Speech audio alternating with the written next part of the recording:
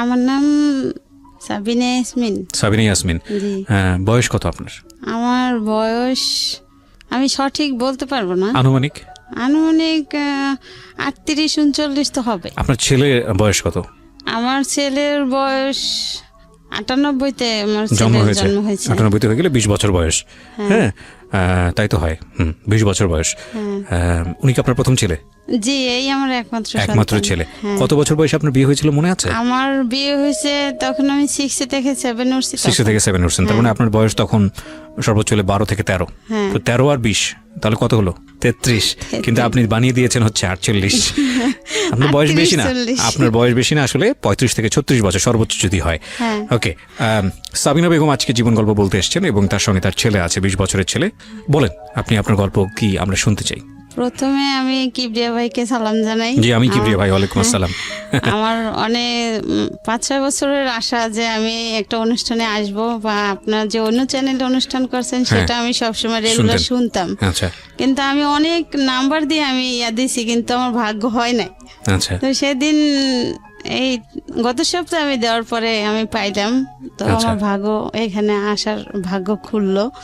তো আমার বাড়ি হচ্ছে বরিশালে, কাউইনা থানা। আর আমরা 10 ভাই বোন। বাবা মা নাই। বাবা কি করতেন? বাবা কৃষক ছিলেন। আমি 10 ভাই বোনের ছোট। তো আমার বাবা ছোটবেলায় মারা গেছে, আমার বাবার কথা মনে নেই। আচ্ছা। আর আমার মা ছিল, ওকে। আর ভাইয়েরা ছিল।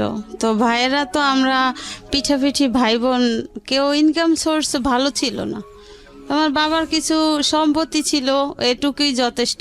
10 ভাই বোনের মধ্যে আপনি ছোট সবার? হ্যাঁ, আমি সবার ছোট। আমি যখন 6 থেকে 7 উঠছি তখন আমার মেজো ভাইয়ের বউ, আমার ভাবি, তারই আত্মীয় আমার হাজবেন্ড। তো একদিন হঠাৎ করে আমার মাকে বলে যে ওকে বিয়ে দিলে ভালো ছেলে আছে। তো কোথায় ছেলে?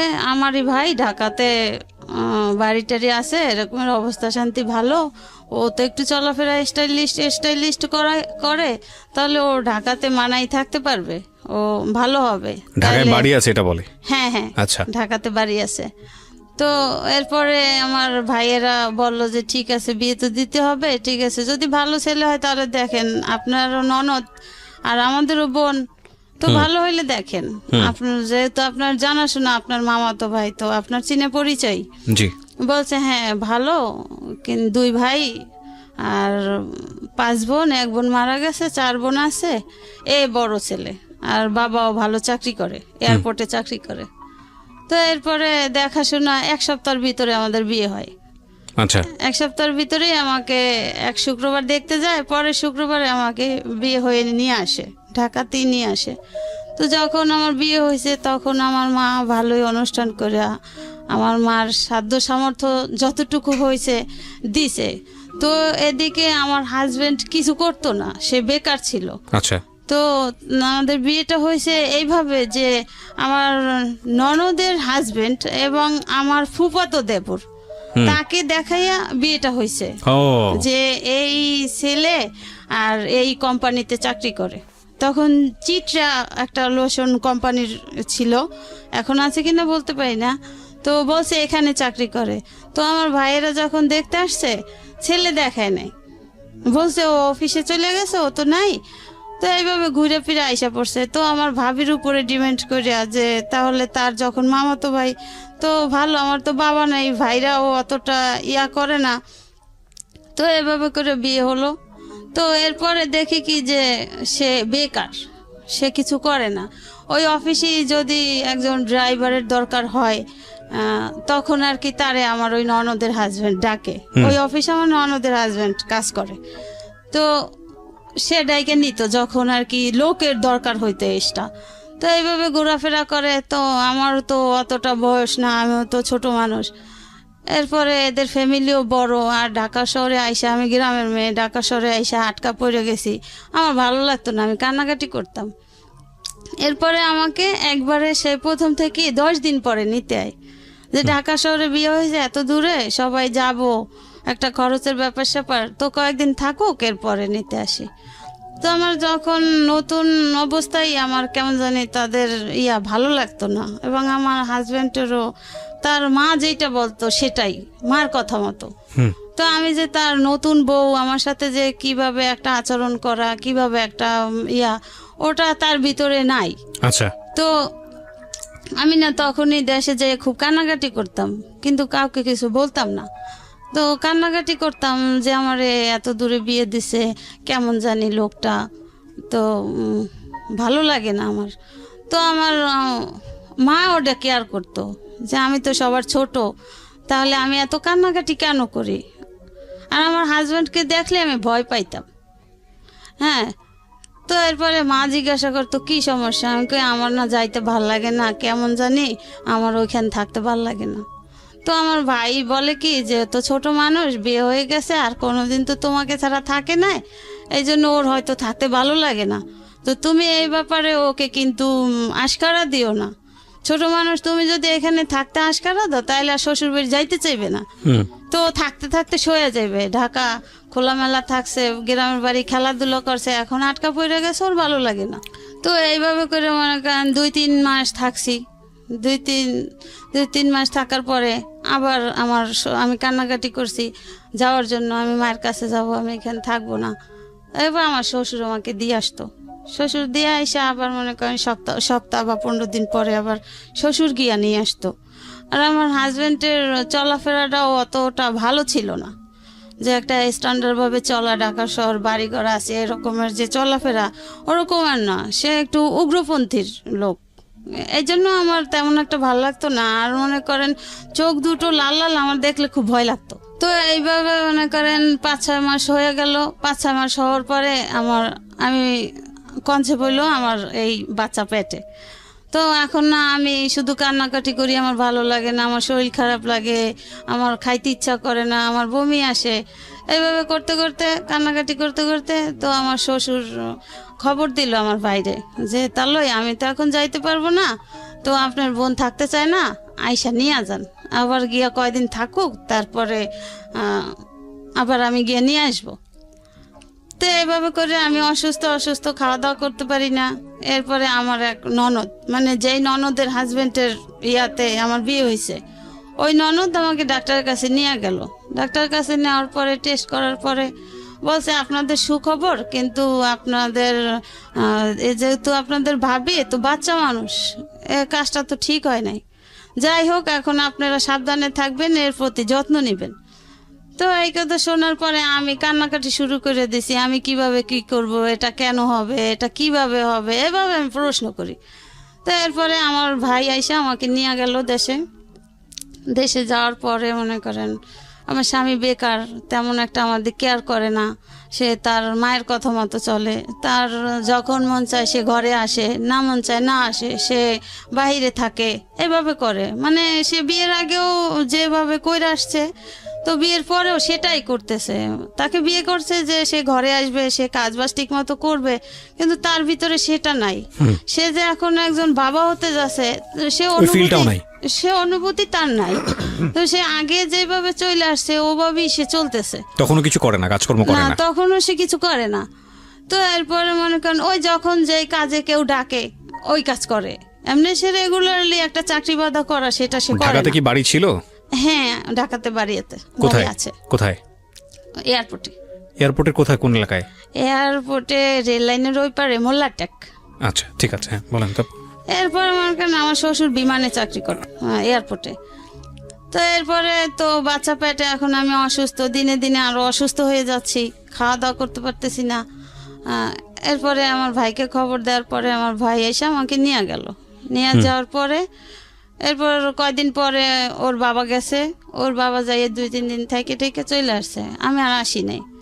তো আমার ভাবিরাও বলে যে ছোট মানুষ, দেখো তুমিও নাকি তেমন একটা কেয়ার করো না, তুমি এরকমের করো, আমরা তো জানি যে তুমি ভালো একটা চাকরি করো, কিন্তু এটা যাই না, আমরা তো বিয়ে দিছি, এখন তুমি স্বামী, তুমি যদি চাকরি না করো আর যদি কাজ বাজ না করো, তোমার যদি ইনকাম না থাকে, তাহলে সে বউয়ের মূল্যটা কেমন থাকে।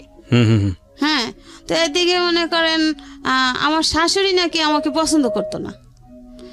এটা মনে করেন আমার শাশুড়ি আর শ্বশুর দুইজনে মানে কইরা আমার শ্বশুর আমাকে পছন্দ করে নিছে, আর আমার শাশুড়ি চাইছিল তার বোনের মেয়ে আনতে তার ছেলের জন্য। তো এখন আমি যেটা মনে করি হয়তো সেজন্য আমার স্বামী এরকমের করতো আমার সাথে, বা সে তার মায়ের কথা শুনতো, মা যেভাবে বলতো সেইভাবে চলতো। তো এরপরে তো আমি দেশে যাওয়ার পরে এভাবে করতে করতে আমার হাজব্যান্ড 2-3 বার গেছে, যাইয়ে আসছে, আমি আর আসি নাই, আমি আসতে চাই না, কান্নাকাটি করি। এবার আমার মা বলে যে ঠিক আছে, বিয়ে তো আমি দিছি। আমার ভাইয়েরাও রাগারাগি করে, কেন যাবে না, কেন যাইতে চাবে না, এরকম রাগারাগি করে। তো আমার মা বলছে ঠিক আছে, কোনো সমস্যা নাই, ছোট মানুষ, এখন যেহেতু বাচ্চা কাচ্চা হবে, থাক আমার কাছে। আর এই অবস্থায় তো মেয়েরা মায়ের কাছেই থাকে, তো আমার কাছেই থাক। যদি আল্লাহ ভালো করে, সুস্থ করে, তখন আস্তে ধীরে বুঝ হবে, তখন আরো একটু বয়স হবে, বাচ্চার মুখ যখন দেখবে তখন তার অন্য রকমের ফিলিংস হবে, সে এমনিতেই সাইতেই শ্বশুর বাড়ি যাবে। তো এইভাবে করতে করতে মনে করেন আমার ছেলেটা হইলো। এর ভিতরে আমার স্বামী মনে করেন যে যাইতো, কিন্তু আমার জন্য একটা সে লাল সুতাও নিয়ে যাইতো না, সে সম্পূর্ণ তার মায়ের পরামর্শ। যখন যা দরকার হইতো, একটা খাবার জিনিসের দরকার হইলে আমার শ্বশুর সেটা বহন করত। তো এইভাবে মনে করেন এখন বাচ্চা হয়েছে, বাচ্চা ওর যখন 11 দিন বয়স, তখন আমার দেশের বাড়িতে, আমার শ্বশুর বাড়ি বরিশাল কাশীপুর, তো ওখানে আমার এক চাচা শ্বশুর থাকতো, আর এমনি চাস্তো চাচা আশেপাশে।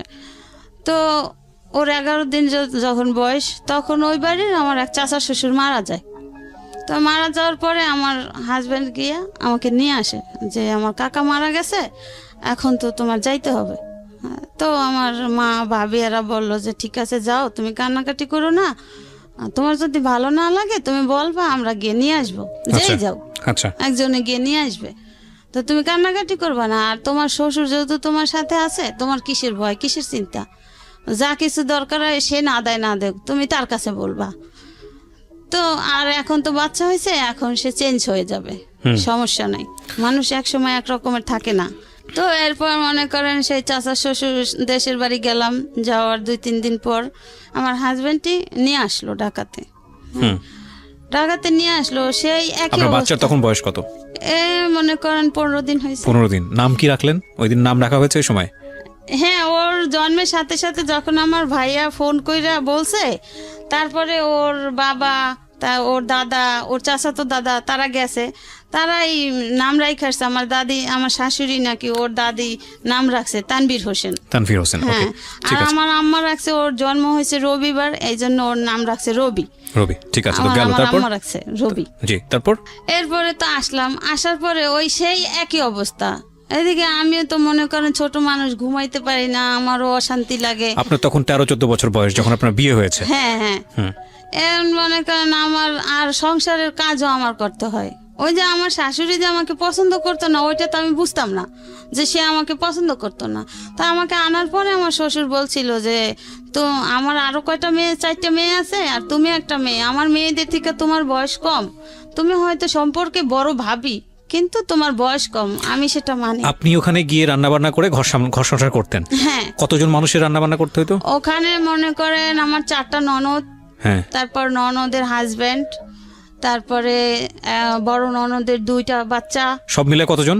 শ্বশুর শাশুড়ি, আমি, আমার হাজবেন্ড, এই সবগুলো মানুষের রান্না বান্না আপনার করতে হতো? হ্যাঁ, আমার করতে হতো। 13-14 বছর বয়স, খেয়াল করবেন কিন্তু, বাচ্চা আছে একটা কোলে। হ্যাঁ, তখন লাকড়ির চুলে রান্না করতে হতো। তো আমার জীবনে তো আমি মনে করেন দেশের বাড়ি থাকলেও আমি মায়ের ছোট, আবার ভাবিরা আছে, আমার তো কখনো কাজ করতে হতো না, আমি তো ঘুরতাম আর খাইতাম। এরপরে মনে করেন যে ওই রান্না করতে হইতো, যে ওই যে কাঠের লাকড়ির চুলায় যে ভুসি গাদাইয়া রান্না করে না, যে গুড়ি দিয়া, কাঠের গুড়ি, ওগুলো তো আমি পারতাম না, তো ওগুলো আমার করতে হইতো।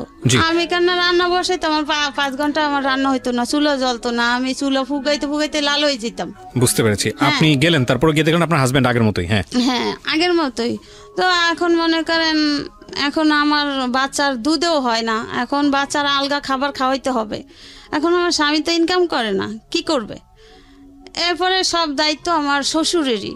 তো আমার শ্বশুরও মাঝে মাঝে আমার স্বামীকে রাগ করতো যে এখন বাচ্চা কাচ্চা হয়েছে, বিয়ে শাদী করাইছি, এখনো আমি তোরেও পালমো, তোর বউও পালমো, বাচ্চাও পালমো, হ্যাঁ যা তুই ঘর থেকে বের হয়ে যা। এগুলো করতো আমার, হ্যাঁ শ্বশুর বলতো, এগুলো করতো আমার শাশুড়ির উপরে রাগ কইরা, যে তোকে ভালো বানানোর জন্য বিয়ে করছি, তোর মায়ের এগেনস্টে যাইয়া তোর মা যেটা চাইছে আমি সেটা করতে দেই নাই, তোর ভালোর জন্য। হ্যাঁ, আর তুই এখনো সেইটাই করো। তা আমি অনেক কষ্ট করে মনে করেন যখন বাচ্চাকে আলগা খাবার খাওয়াইতাম, আমার শ্বশুর তখন মিলবিটা দুধ ছিল, হ্যাঁ, এক প্যাকেট এক পোয়া দুধ এনে দিলে আমার ননদরা সেটা হিসাব দিত যে এটা 2 দিন খাওয়াবেন। 1 পোয়া দুধ? 1 পোয়া দুধ ছোট বাচ্চাকে? হ্যাঁ, 2 দিন খাওয়াবেন। 1 পোয়া দুধ বেশি খাওয়ানো লাগে না, সুজি হয়। এরপর মনে করেন আমার স্বামীর কামাই না, সে ওই অবস্থায় চলতেছে যে তার যে একটা বাচ্চা হয়েছে, বাচ্চা চালাইতে হবে, তার ওরকমের কোনো ফিলিংস নাই। তার মা যেটা বলে, মা যদি বলে যে তুই এনে বসে থাক। আবার বিধি আপনার কাছে আবারও ফিরছি। এরপরে এভাবে চলতে চলতে তো বাচ্চার বছরখানে হইতেছে, তো বাচ্চার তো খাবার আরো বাড়তেছে, বড় হইতেছে, আরো বাড়তেছে, আমার বুকের দুধে হয় না। এরপর আমি কি করতাম, মাঝে মাঝে আমার মেজো ননদের আবার ছোট মেয়ে আছে, ওর বয়স তখন 6 মাস, 1 বছর হয়ে গেছে, আমি যে 6 মাসের পাইছি। তো ওই বাচ্চারা যে সুজি খাওয়াইতো, আমি মাঝে মাঝে ওর সুজি যে খাওয়াইয়া বাচ্চা থাকতো, ওগুলো আইনা পানি গরম করিয়া মিলাইয়া পাতলা করিয়া খাওয়াইতাম। আবার মাঝে মাঝে ভাত রান্না করিয়া ভাতের মার খাওয়াইতাম। এইভাবে করতে করতে মনে করেন সে ওই যে কোম্পানিতে মাঝে মাঝে গিয়ে চাকরি করতো, ওই কোম্পানি থেকে বিদেশে লোক নিবে। আচ্ছা, বিদেশের লোক নিবে, এখন সেও ইন্টারভিউ দিয়েছে। আমার সেই ননদের হাজবেন্ড দেওয়াইছে যে তুই তোর ভালো ড্রাইভিং করতে পারো, তাহলে তুই ইন্টারভিউ দেখ। তো বিদেশে যখন পাঠায়, এখন সেই ইন্টারভিউ দিল, সে ড্রাইভিং এ পাশ করলো। পাশ করার পরে এখন সে বাহিরে যাবে, এখন তো টাকা পয়সার দরকার।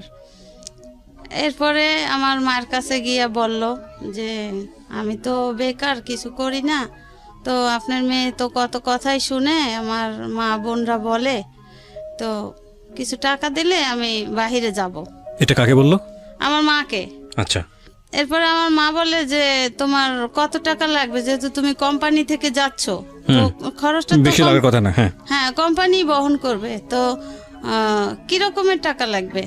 যে আমার ইয়া করতে, পাসপোর্ট করতে লাগবে, আর কিছু কাপড় চোপড় নিতে লাগবে, হ্যাঁ, লাখানি টাকা হলে হবে।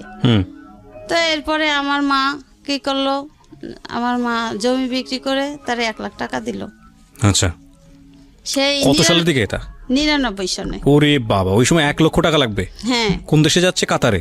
না, তাহলে কুয়েতে। আচ্ছা। তো এরপরে আমার মা বলছে যে কতদিন লাগবে, যে এখন যেহেতু আমি ইন্টারভিউতে টিকছি, আমার তো ভিসা আইসা গেলে আমি চলে যাব, তো আমি 13 নম্বর সিরিয়ালে আছি, তো তোমার কত দিনে লাগবে? যেহেতু আমার এই পরিস্থিতি, আমার স্বামী কিছু করে না, আমার 1 পোয়া দুধ আমার সন্তানকে 2 দিন খাওয়াইতে হয়, তাহলে আমি কষ্টে আছি না, আরো তো কান্নাকাটি করি, থাকতে চাই না। এরপরে আমার মা বলে ঠিক আছে, তোমার ব্যবস্থা হয়ে যাবে, তুমি ওই দিক দিয়ে ব্যবস্থা করো। ওই সময় আপনার বাবা বেঁচে নাই? না, আমার বাবা তো আমি বলতে গেলে দেখি নাই। হ্যাঁ। এরপরে আমার মা জমি বিক্রি করে, তারপরে আমার মামা একজন সৌদি ছিল বাহিরে, তার কাছ থেকে এভাবে করে 1 লাখ টাকা দিছে। ওকে, সে চলে গেছে কবে? বাচ্চার যেদিন 1 বছর বয়স, 18 তারিখে, সে অক্টোবরের 19 তারিখে সকালে তার ফ্লাইট, রাত্র 4টে উঠে সে চলে গেছে। এরপরে এখন আমার শাশুড়ি খুশি যে তার ছেলে নাই, এখন আমি একা। তো সে আমাকে অনেক নির্যাতন করতো, কিন্তু আমার শাশুড়ি নিজে করতো না, সে করাইতো তার যে মেয়েরা আছে না, নাতিরা আছে না, ওদেরকে দিয়া। যেমন মনে করেন রান্না করতে গেলে সেখানে হিসাব করতো, কোনখানে কতটুকু কি খরচ করছি, বা মাছ মাংসের টুকরাটা পর্যন্ত ননদরা গয়না দিত, হিসাব করে দিত কয়জন লোক, এভাবে করতো। খাবারের সময় আমি ঠিকমতো খাবার পাইতাম না, এভাবে করতো। তো এই কেয়ারটা আমার শ্বশুর করতো। অনেক সময় দেখা যেত আমার শ্বশুর খাইতে বসলে সে তার খাবারটা আমার জন্য রেখে দিত, আর মেয়েদেরকে বলতো যে দেখ, ও তো সারাদিন কষ্ট করে, তোরা তো কেউ ওই কাছে থাকোস না, তো খাবার সময় একটু খেয়াল করে খাইস, ওর জন্য একটু রাখিস। আমি তো জানি যে তোর মা ওরে ভালোবাসে না, তোর মা ওরে কেয়ার করে না। যাও, কারণ যখন তোর ভাই নাই, তারপরেও তোর ভাই থাকতেও কিছু হয় নাই, এখন তারপরেও তোরা অন্তত পক্ষে নাতিটার জন্য একটু ভালোবাসিস। হ্যাঁ, সে তোদের একজন বংশধর, সে তোদের বংশ প্রদীপ, যে এই একটা ছেলে। তো আমার শ্বশুর এভাবে কেয়ার করতো, কিন্তু আমার শাশুড়ির দিনের দিন ওই অত্যাচারের মাত্রাটা বেড়েই যায়, কমে আর না। হুম এরপরে মনে করেন আমার স্বামী গেছে 2-1 মাসে, আর টাকা টুকা পাঠায় নাই, গেল। এরপরে টাকা টুকা পাঠাইলে তার বাবার নামে পাঠাইতো। আচ্ছা আর যাওয়ার সময় তার মা বইলে দিছে যে বউ যদি এখানে রাখতে চাও, আর বউ যদি এখানে থাকতে চায়, তাহলে আমি মা যেই কথা বলি সেই কথা কানে রেখে চললো, বউকে কখনো টাকা পয়সা দিব না, যা দরকার হয় আমি আছি, তোমার বাপ আছে। জি হ্যাঁ, তো কিবরিয়া ভাই আরেকটা কথা, যে বাচ্চা যখন হয়েছে বাবা তো সন্তানকে কিছু দিতে পারে। তো প্রথম ঈদ বাচ্চা হওয়ার পরে তো আমি বলি কি যে তোমার ছেলে, তুমি কি কিছু দিবা না ছেলেকে? ঈদ আসছে, এখন কিছু বলে না, কিছু না বলে তো আমি তো তারা জ্বালাই রয়েছি যে কালকে ঈদ, তুমি আমার ছেলের জন্য কিছু আনলা না যে কেন? এখন আমাকে বলে কি, একটা নিঃশ্বাস ফেলায় বলে যে তুমি যা বলো, আমি যদি তোমার ছেলেকে কিছু আইনা দিই তা ঘরে অশান্তি হবে, শান্তি হবে না। আমাকে, আমি তো অশান্তিতে আছি, আমার আর শান্তি কোথায়? তোমার সন্তানকে তুমি দিলে অশান্তি হবে, এইটা কেমন কথা? এটা কি মানে বিদেশ যাওয়ার পরে? বিদেশে যাওয়ার আগে। আচ্ছা হ্যাঁ, যাওয়ার আগে। এরপরে সে একটা জামা নিয়ে আসছে, ওখানে কাছে মার্কেট, সন্ধ্যার পরে একটা জামা নিয়ে আসছে, যেমন কালকে সকালে ঈদ, আজকে সন্ধ্যার পরে একটা জামা নিয়ে আসছে। তারও মন চায় যে তার সন্তানকে একটু কিছু দেখ, কিন্তু মায়ের ভয়ে দিতে পারতেছে না। আচ্ছা, এখন ওই শার্টটা কিনে নিয়ে আসার পরে আমার শাশুড়ি দেখেই আইনা তার মায়ের হাতে দিছে, আম্মা আমি এইটা আনছি ওর জন্য, আমার ছেলের জন্য। তুই টাকা কোথায় পেয়েছো? তুই যে কাজ করো না, তুই টাকা কোথায় পেয়েছো? কার কাছ থেকে ধার করছো? ধার করে আনো আর যা করো, আমি কিন্তু দিতে পারবো না, আমার কাছে জানি কেউ আসে না, এইভাবে কথা। এখন আমারে বলে যে দেখছো, আমি কিন্তু কাজ করছি, রঙের কাজ করছি। সে তো এখানে সেইখানে যখন যেটা পাইতো ওইটা করতো, যখন যে ডাকতো। যে আমি তখন জিজ্ঞাসা করছি যে আসলে আপনি টাকা কোথায় পেয়েছেন? কয় আমি কাজ কইরা রাখছি, একটা শার্ট আর কত টাকা, 100-150 টাকা। যাই হোক, এরপর আমার শ্বশুর বলে কি, মানে আমার শাশুড়ির জ্বালায় বলে তোর আনার দরকার কি ছিল, আমি আছি না, আমি তো আইনা দেবো, আমার একটা নাতি, আমি কি আইনা দেবো না? আমি তো আইনা দেবো, আমি তো আইনা দিছি, তোর আনার দরকার কি? তুই আইনা এখন বউরে এত কথা কেন শুনো? হ্যাঁ, সে আর কিছু বলে নাই। সে আমাকে বলে দেখো, এই আমার মায়ের কথাগুলো তোমার জন্য শুনছি, তুমি চিল্লাচিল্লি করছো বিদে আমি শার্টটা আইনা দিছি, দেখছো যে আমি শার্টটা আইনা, আমার সন্তান, আমি শার্টটা আইনা দিয়ে আমার কত অপরাধ হয়েছে। তো কিবরিয়া ভাই, এই যে বিয়ের যে 2-3 বছর হয়ে গেছে বা যতদিনই হোক বয়স, আমার স্বামী কিন্তু আমাকে একটা সুতাও কিনে দিত না। হ্যাঁ, এরপরে তো গেছে, এখন তার ভিসা আসছে, সে গেছে বাইরে, সে কখনো আমাকে টাকা দিত না। তার মা যদি বলতো যে হ্যাঁ টাকা লাগবে, টাকা দাও, তাহলে টাকা দিত তার বাবার কাছে। তার বাবা আইনা তার মাকে দিত, তার মা যখন যা লাগতো যেতটুকু পরিমাণ তার কমে সময়টা ওভার করে কিনা দিত, এইভাবে চলতো। আর ওর দাদা মনে করেন মাঝে মাঝে চুপি চুপি দুধ টুধ আইনা দিত, তাদের দেখাইয়া দিত। সে বুঝতো যে এতে তো হয় না, যেভাবে আমার স্ত্রী মেয়েরা হিসাব করে, তো ও কোথায় যাবে, তো সে আইনা দিত। এভাবে করে মনে করেন ছেলে আস্তে আস্তে বড় হইল। সেই যে 99-তে গেছে, অক্টোবরের 19 তারিখে, সে 3 সালে আসছে। 3 সালে আসছে, সে ওইখানে গেছে আপনার কেপিটিসিটি কোম্পানিতে। তো বেতন টেতন যা পাইতো সে নিজে চলতো, আর কিছু কিছু পাঠাইতো বাবার কাছে। আমার কোনো অ্যাকাউন্ট ছিল না, সে আজও পর্যন্ত কোনো অ্যাকাউন্ট আমার নামে করে নাই কখনো। তো ওই টাকা মায়ের কাছে পাঠাইতো। এদিকে মনে করেন আমার বাচ্চার বয়স 5-6 বছর হয়ে গেছে, সে ওই যে 3 সালে গেছে আর আসে নাই। 3 সালে গেছে, 3 সালে যখন আসছে, আসার পরে মনে করেন সে যেদিন আসছে তখন তো বাচ্চা ছোট, 2-2.5 বছরের। তখন ওই ওর ফুফাতো ভাই বোন ওর বাবাকে মামা ডাকতো, ও মামা ডাকতো। ওর যে বাবা, ও তো আর সেটা বুঝতো না। ওরে বললো ওই যে সবাই মামা ডাকে, ওই যে আপুরা ভাইয়ারা মামা ডাকে, আমারও মামা। ঠিক আছে, তুমি যদি মামা ডাকে ভালো মনে করো ডাকো, যখন বুঝবা তখন বাবা ডাকবা।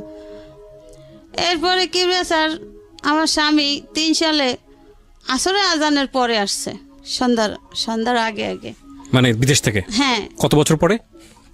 ওই যে 99-তে গেছে 4 বছর পর। আর 3 সালে আসছে। তো আসার পর ওই 3 সালে আর কি বাড়ি করতেছে, যে আমার স্বামীরও কিছু টাকা হয়েছে, আমার দেবরও বাহি থাকে, তারও টাকা আছে, আবার আমার শ্বশুর 2000 সালে পেনশন পাইছে, এই টাকা টাকা মিলাই এখন বাড়ি করতেছে, যে ব্যাংকে থাকলে তো খরচ হইবে আস্তে আস্তে, তার সাথে বাড়ি করলে এটার ইনকাম দিয়ে চলা যাবে। তো এইভাবে 3 বাপুতে মিলে জিলা বাড়ি করতেছে। তখন ওর বাবা এসে 3 তলার ছাদ দিছে। তো যেদিন ভাই আসছে সেদিন সারা রাত্র আমার শাশুড়ি আমার স্বামীর আমার কাছে আসতে দেয় নাই, সে ছাদে রাখছে। বাড়ির কাজ চলতেছে, রড পাহারা দিতে, রড চুরি হয়ে যায় এই জন্য। তা আমি তো ছেলে নিয়ে ঘুম, আমি আর বুঝতাম না যে আমার শাশুড়ি যে আগেও চায় না যে আমাদের স্বামী স্ত্রীর মিল থাকুক বা আমরা ভালো একটা হ্যাপি জীবন যাপন করি, ওটা সে কখনো চায় নাই। ওই যে তার স্বামীর সাথে সে বলছে যে আমি শান্তিতে থাকতে দেব না, সে তার জিতটাই বহল। তা আমার তো আর অত দূর বোঝার মতো বয়স হয় নাই, আমার তো অত দূর বোঝার ক্ষমতা নেই। তো এরপরে আমার যাক ভালো কথা, আমার শাশুড়ি যেটা বলে ওতেই আমি খুশি। কিন্তু এদিকে মনে করেন এত বড় সংসারে সম্পূর্ণ কাজ আমার করতে হয়। এর ভিতরে আমার শ্বশুর আমাকে হেল্প করে, মাঝে মাঝে সে থালাবাটি ধুইয়া দেয়, সে একটা কাজ কইরা দেয়, ঘরে দেখলো ময়লা সে নিজে ঝাড়ু দিয়ে দেয়। এইভাবে আমার শ্বশুর মারা গেছে, সে নাই। এরপরে মনে করেন আসলো, এখন রাতটা তো ওভাবে গেল, সে সারা রাত্র নিয়ে মা ভাই বোন মা সবাই গল্প করলো। আমি তো রাতের বেলা উঠে কিছুক্ষণ পর পর দেখি সে এখনো রুমে আসে নাই। ঠিক আছে, সে তার মায়ের সাথে গল্প করে করুক, আমি আমার ছেলে নিয়ে ঘুমায় আছি। তো এরপরে এখন দেখা যায় কি যে ওই দিনের বেলাও যে মনে করেন আমার হাজবেন্ড আমার কাছে আসলে যে তার একটা ভালো লাগা, ওই জিনিসটা আমার শাশুড়ি সহ্য হয় না। তখনই সে ডাকাডাকি শুরু করে দেয়, হ্যাঁ এই কাজটা কর ওই কাজটা কর, বোর কোনো কাজ নাই, রুমে যাইয়ে ঢুকছো, এই করছো সেই করছো। তো একদিন মনে করেন বিকালবেলা আমার নিজে কানে আমি শুইনা ফেলাইছি, আমার শ্বশুর আমার শাশুড়িকে বলে যে আচ্ছা তুমি কি এরকমের বয়সের ছিলে না, তুমি ছেলেটা এত 2-3 বছর পর বিদেশ থেকে আসছে, তুমি সারা রাত্র নিয়ে রাখলা ছাদে, এরপরে এখন একটু বউর কাছে আসতে দাও না, কথা বলতে দাও না, এটা কেমন? তোমার কি এই বয়সটা ছিল না? আপনার হাজবেন্ডই বা শুনতো কেন ওনার মার কথা? মা যা বলতো সেটাই শুনতো সবসময়? মা যেটা বলতো সেটাই শুনতো, আর সে তার খালাতো বোনকে পছন্দ করতো। ও আচ্ছা আচ্ছা, ঠিক আছে। এখন মা বলতো যে ওই মেয়েই তোর জন্য আনবো, ওই মেয়েই তোর জন্য আনবো, যেভাবে এরে তারাই দিব, এরে রাখবো না। ও ওকে, হ্যাঁ এটা তোর বাপের পছন্দ, আমার পছন্দতে আমি তোরে বিয়া দেব, আমি ওই মেয়েই আনবো, আমার বোনের মেয়েই আনবো তোর জন্য। তো এইভাবে এই জন্য এইটা মনে করেন কিবরিয়া ভাই আমি অনেক পরে জানতে পারছি, ওকে, ওই যেই মেয়ে পছন্দ করতো ওই মেয়ের কাছ থেকে। ঠিক আছে, তারপর কি হলো? শ্বশুর বলল মনে করেন দিনের বেলা সে এরকমের করতো। এরপরে সে মায়ের সাথে রাগ কইরা আমার দেশের বাড়ি চলে যায়, আমাদের বাড়িতে মায়ের সাথে ঝগড়াঝাটি কইরা যে আমার মা কেন এমন করে, আমি এত বছর পর বিদেশ থেকে আসছি, আমার মা তো আমার বউয়ের সাথে মিশতেই দেয় না, কারণটা কি? আর সে আমি আমার বউয়ের পাশে বসলেও আমার মায়ের জ্বালা হয়ে যায়, কেন এমন কেন করে? এসে রাগ করিয়া আমার মায়ের কাছে গেছে, যাইয়ে বলছে যে আম্মা এই ব্যাপার, আমি রাগ করে আসছি, মনে করেন বিদেশ থেকে আসার 3-4 দিন পরে। এরপরে সে সপ্তাহখানে আমাদের ওইখানে থাকছে, থাকার পরে সে আসছে তার মামাতো বোনের কাছে মোহাম্মদপুরে, এই মোহাম্মদপুরেই শ্যামলী বাড়ি আছে। তো ওখানে আসছে, আসার পরে আমার এই মামাতো ননদের কাছে নালিশ করছে যে এই ঘটনা আমার আম্মা এই করে। তো আমার এই ননদের হাজব্যান্ডে নিয়ে বাসায় আসছে, বাসায় আসার পরে আমার ননদের হাজব্যান্ড জিজ্ঞাসা করে যে ফুপা মা আপনি এরকমের কেন করেন, আপনার পছন্দ হোক বা না হোক বউ তো আর দেখতে খারাপ না, বা আপনার এমন না যে ফুপায় গরিবের ঘরের মেয়ে টাইনে আনছে আপনার পছন্দ হয় নাই, এটা তো অপছন্দর কিছু না, আমরা তো দেখতেছি বউ বেশ ভালো, আপনার সংসারটা ম্যানেজ করে সে চলতে আছে, সে যদিও আপনার মেয়েদের থেকে বয়সে ছোট কিন্তু সম্পর্কে বড়, তারপরও গ্রামের মেয়ে চালু আছে, কাজ কাম সবই তো আপনার কইরা যাইতে আছে, তাহলে আপনি কেন এমন করেন? এইভাবে করতে করতে কিবরিয়া ভাই সে 2 মাসের ছুটি আনছিল, সে মায়ের জ্বালায় আর থাকতে না পাইরা সে মনে করেন 15 দিনের মাথায় আবার চলে গেছে, সে আর থাকে নাই, 15 দিনের মাথায় আবার চলে গেছে। যাওয়ার পরে যখন গেছে তখন আমারে বলছে কি যে যদি আমার মায়ের জ্বালা যন্ত্রণা সহ্য করে তুমি থাকতে পারো ছেলেকে নিয়ে তাহলে থাইকো, আর যদি না থাকতে পারো তাহলে তুমি চলে যাও। এখন মনে করেন ওদিকে আমার বাবা নাই, আমার মা অসুস্থ, স্ট্রোক করে অসুস্থ হয়ে গেছে। তো আমার মায়ের সেবা কে করে? আর আমার ভাইরা আছে, সবাই বিয়ে শাদী করছে, সবাই সংসার আছে, সবারই মোটামুটি আয়।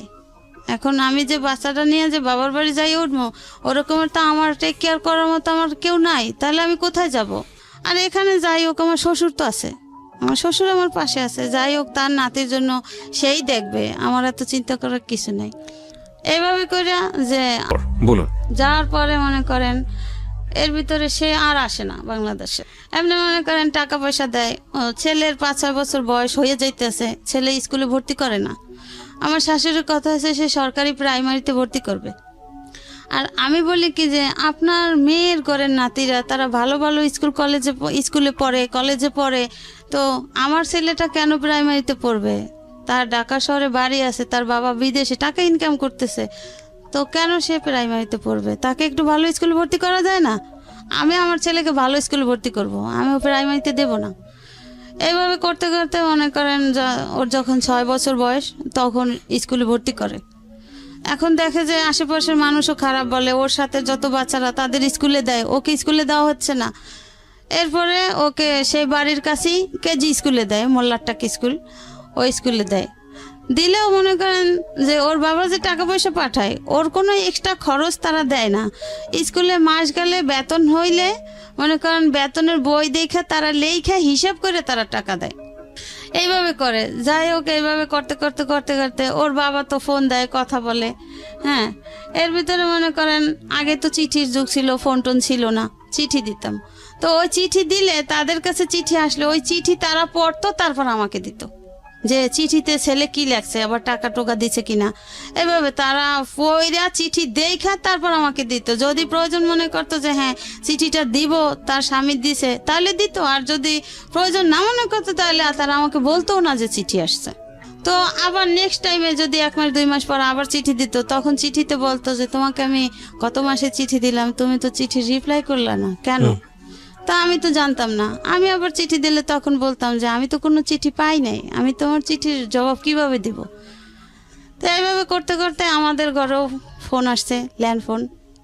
তো ল্যান্ডফোনে কিবরিয়া ভাই এরা করতো কি যে আর এক রুমে আর একটা ফোন লাগাইতো। ও মানে আড়িপাত্র। হ্যাঁ, ফোন লাগাইতো। তো আমি না লজ্জায় কিছু বলতাম না। তো কেমন জানি ওই যে আমাদের ঘরেরই বাচ্চারা হইচই করতো, ওই শব্দ পাইতাম। তা আমি বলতাম কি, আচ্ছা আমি আপনি করে বলতাম, তো আপনি তো বিদেশে গেছেন সেই কত বছর হয়েছে আর আসেন না, তাহলে কি আপনি ওখানে বিয়ে টিয়ে করছেন নাকি? এই যে বাচ্চাদের হইচই শোনা যায়, তাহলে ওখানে আপনার বাচ্চারা আছে চেঁচামেচি করতেছে। তা হাইসে দিত, বলতো যা পাগল কি বলো? আমাকে হ্যাঁ এই যে বাচ্চাদের শব্দ হয়। না হয়তো তোমার ওখানে হয়তো ওরা মানে বাচ্চা শব্দটা আপনার ফোনে চলে আসতো, পাস হইতো, ওই যে পাশ থেকে আড়িপাতে। হ্যাঁ, বুঝতে পেরেছি। তো এর ভিতরে একদিন আমি আর ওইটা বুঝতাম না, ওই বাচ্চাদের চেঁচামেচি ওইটাই শুনতাম, তারে প্রশ্ন করতাম, আমি আর কিছু বলতাম না। এরপরে আমার এক ভাগ্নি বলে যে মামি তুমি মামার সাথে কি বলো, আমার আম্মু খালামণিরা সব শোনে। কোথায় শোনে? কেন? ওই যে ওই রুমে ফোন আছে না, মামা ফোন দিলে আম্মু খালামণি আমরা সবাই শুনি তুমি কি বলো। It's very bad. তো এইভাবে করতো। তো এই কথা আমি শোনার পরে আমি আর কিছু বলতাম না। আবার ওই মেয়ে বলছে কি মামি আম্মুকে বললো না, তাহলে আমাকে মাইর দিবে। ঠিক আছে, বাচ্চা মানুষ বলছে, আমি তো জানতে পারলাম কথাটা। তো এরপরে ফোন দিলে আমি না কিছু বলতাম না, চুপ করে দাঁড়াই থাকতাম। তো বলতে কি ব্যাপার, কিছু কথা বলছো না যে? আমি বলছি কি বলবো, আপনিই বলেন, আমি শুনি, আমার কিছু বলার নাই। তো এইভাবে করতে করতে হয়তো বা সে বুঝতে পারছে যে হয়তো কোনো সমস্যা, যে কোনো কথার জবাব দেয় না। সে বলে আমাকে বলতে, তার কিছু বলার নাই। আমি ওই যতদিন চিঠি দিতাম ওই চিঠিতে বলতাম, কিছু কিছু বলতাম যে এই সমস্যা, সব সময় তো মানুষ একরকমের থাকে না, তো চেঞ্জ হওয়া তো দরকার, ছেলের দিক তো কেয়ার করা উচিত। আমি আর কত কথা শুনবো? আমি আর তোমার ঘরের কাজের লোকের মতো কাজ আমি কতদিন করব? আমি তো তোমার স্ত্রী, আমার তো একটা সম্মান আছে, তোমার বাড়ি আছে, ঘর আছে, টাকা আছে, পয়সা আছে, আমি কেন এমন থাকবো? আমাকে তো তোমার এইভাবে রাখা উচিত না। আমি চিঠিতে এইভাবে বলতাম, কিন্তু ফোনে আর কিছু বলতাম না। এরপরে যখন মোবাইলের যুগ আসলো, সে তো আর বাংলাদেশে আসে না। তো তার বাবা সবসময় বলতো যে তুমি আসো না কেন, আসো, বিয়ে শাদী কইরা গেছো, একটা বাচ্চা আছে, বাচ্চাও তো দেখার দরকার আছে, বা বউ রাইখা গেছো, এভাবে কি মানুষ বিদেশে থাকে? হ্যাঁ, আসো, আইসা বেড়াই যাও, ঘুরে যাও, ছেলেকে দেখা যাও। হ্যাঁ, এইভাবে বলতো। আর আমার শাশুড়ি ফোনে কথা বললে বলতো কি, তুই বাংলাদেশে আসবি না, তোর Okay. ওখানে কি কোনো কিছুর অভাব আছে? তুই বাংলাদেশে এসে কি করবি? তোর বাংলাদেশে আসার দরকার নাই, তোর বউ বাচ্চা ভালো আছে, আমি আছি না, তোর বাপে আছে না, তোর আসার দরকার নেই। তো এইভাবে করতে করতে সে 8-9 বছর হয়ে গেছে, সে বাংলাদেশে আসে না। 8-9 বছর? হ্যাঁ, যখনই আমি বলি কি ব্যাপার, তোমার ছেলে বড় হয়েছে, তো তুমি কবে আসবা বাংলাদেশে? তো এভাবে কি এক ছেলেই থাকবে? এটার কি কোনো ভরসা? দেখতে কি ইচ্ছা করে না? এটা কেমন জীবন? আমি এইভাবে বলতাম, বলতে হ্যাঁ আসবো আসবো, এই বছর না আগামী বছর আসবো। আর যখনই ওর মার সাথে, ওর বাবা বলতো আসতে, কিন্তু ওর মা বলতো আসার দরকার নেই, আসবি না তুই, আমি তোরে বলছি তুই আসবি না। তার মানে এইভাবে থাকতে থাকতে বউ একসময় চলে যাবে, বউ থাকবে না। ও ওকে। আমার শাশুড়ির চিন্তাধারা এটা। হুম। তো আমার চিন্তা হয়েছে যে আমার তো ছেলে আছে, আমি আমার সন্তান ফেলাই কোথায় যাব? আর আমার বাবার বাড়ি তো বাবা মাও অসুস্থ, বাবা নাই, আমি কার কাছে যাব? ভাবিদের কথা কেন শুনবো? তার সাথে বরং স্বামীর বাড়ি আছি, ভালোই আছি, সবাই জানে আমি ঢাকা শহরে ভালোই আছি, কিন্তু আমার ফ্যামিলিগত কিভাবে আছি, আমার অন্তরে কতটা সুখ আছে, সেটা তো আমি অন্তর জানে আর আল্লাহ জানে। তো এইভাবে করতে করতে মনে করেন এই দেখে যে আমি ফোনে কথা বলতে পারি না, হ্যাঁ, ফোনে কথা বলি না। এরপরে সে আমাকে একটা মোবাইল দিবে, মোবাইলের যুগ যখন আসছে। এরপরে এখন ওর মা বলে কি যে না, মোবাইল দিবি না, তুই মোবাইল দিবি আর তুই ওই ফোনে টাকা খরচ করে বললাগে হারা রাত দিন কথা বলবি, বললাগে কথা বলার দরকার নেই। কি কথা বলবি? ফোনে কথা বলো না। তখন সে বলে কি যে ও তো ফোনে কোনো কথাই বলে না, তাই আমি কি করবো? ওর সাথে তো আমার কথা বলতে ইচ্ছা করে, আমার ছেলের সাথে তো আমার কথা বলতে ইচ্ছা করে। এরপরে কি ভেবে আমাকে একটা ফোন দেয়, ওই যে কালো নোকিয়া মোবাইলগুলো যখন বের হয়েছিল, একটা ফোন সে পাঠায় দেয়, তার ওইখান থেকে একটা লোক আসে, সে ওই লোকের মাধ্যমে সিম টিম কিনা সে পাঠায় দেয়, ওকে কইরা দেয় যে আমার যে কিনতে না হয় বা ফোনটা অফ না থাকে, এভাবে কইরা। তো এভাবে করে মনে করেন আমি তখন মোবাইল চালানো বুঝি না। হ্যাঁ, তো ওই ফোনটা নিয়ে আমার ননদের মেয়ে ব্যবহার করতো। ওকে। ও ননদের মেয়ে ব্যবহার করতো, বা রাত বিরাত সবসময় ওর কাছেই ফোনটা থাকতো। ম্যাক্সিমাম ভাগই যদি ওর বাবা ফোন দিত তাহলে ফোনটা রিসিভ করতো ভাগ্নি। তো ওই ফোনে মনে করেন সে মেয়ে কলেজে পড়ে, ভার্সিটিতে পড়ে, সে মেয়ে আমার ফোনে কথা বলে বিভিন্ন রকমের ছেলেদের সাথে। তা আমি তো ওগুলা আমি মনে করি ও ভাগ্নে, ওর মোবাইল নাই, ঠিক আছে, আমার তোর মোবাইলের প্রয়োজন হয় না, ওর মামা ফোন দিলে তো আমাকে দিবি। তো এরপর আমাকে একদিন বকাঝকা করে ওর বাবা যে ফোনটা দিছি আমি আমার প্রয়োজনে তোমার সাথে কথা বলার জন্য, যখনই আমি রাতের বেলা ফোন দেই তখনই আমি তোমার ফোন পাই ওয়েটিং, আর ফোন পাই ভাগ্নির কাছে, কেন? আমি বলছি যে দেখো আমি তো ফোন চালাইতে পারি না, আমি তো বুঝি না, আর ফোনটা তো ওর তো ফোন নাই, ও আমার ফোনটা ও ব্যবহার করে, তাহলে সমস্যা কি? কোনো সমস্যা তো নাই, ফোন দিলে তখন তোর কাছে থাকলেও অবশ্যই আমাকে দিবে যে তুমি ফোন দিছো। তো ও ঘুমাইতো এক রুমে, আমি ঘুমাইতাম আর এক রুমে। এরপরে ওরা একদিন বলি কি যে লিসা, তোমার মামা এরকম আমার রাগারাগি করছে, ফোনটা যেহেতু তোমার কাছে থাকে, থাকুক ভালো কথা, তুমি এখন থেকে আমার কাছে ঘুমাইও, আমার কাছে ঘুমাইলে তো ফোনটা তো যখন তোমার মামা ফোন দেবে তখন নাইলে আমি কথা বললাম, আর সারাক্ষণ তোমার কাছে থাকলো, কোনো সমস্যা নেই। এরপরে ভাইয়া এখন তো ফোন দিলে ঠিকই ও আমার কাছে ঘুমায়, আমার সাথে কথা বলে, কিন্তু আমি তো টের পাই যে ওই মেয়ে কথা বলে।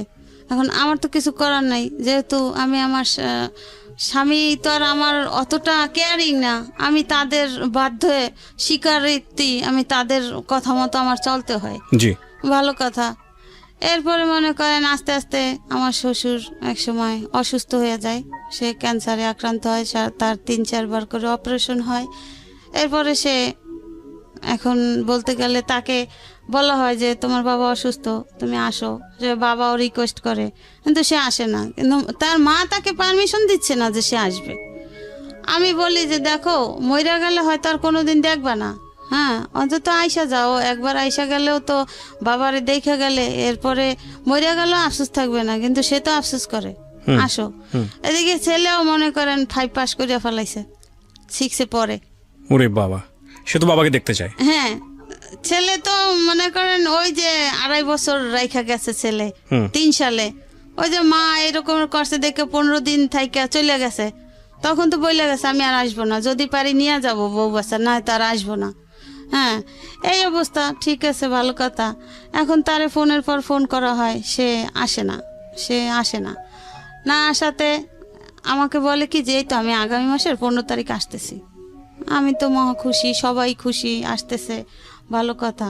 সে আসে না আসাতে ওদিন লাস্ট ডেট মনে করেন ডিসেম্বর মাসে, 11 সালের ডিসেম্বর মাস।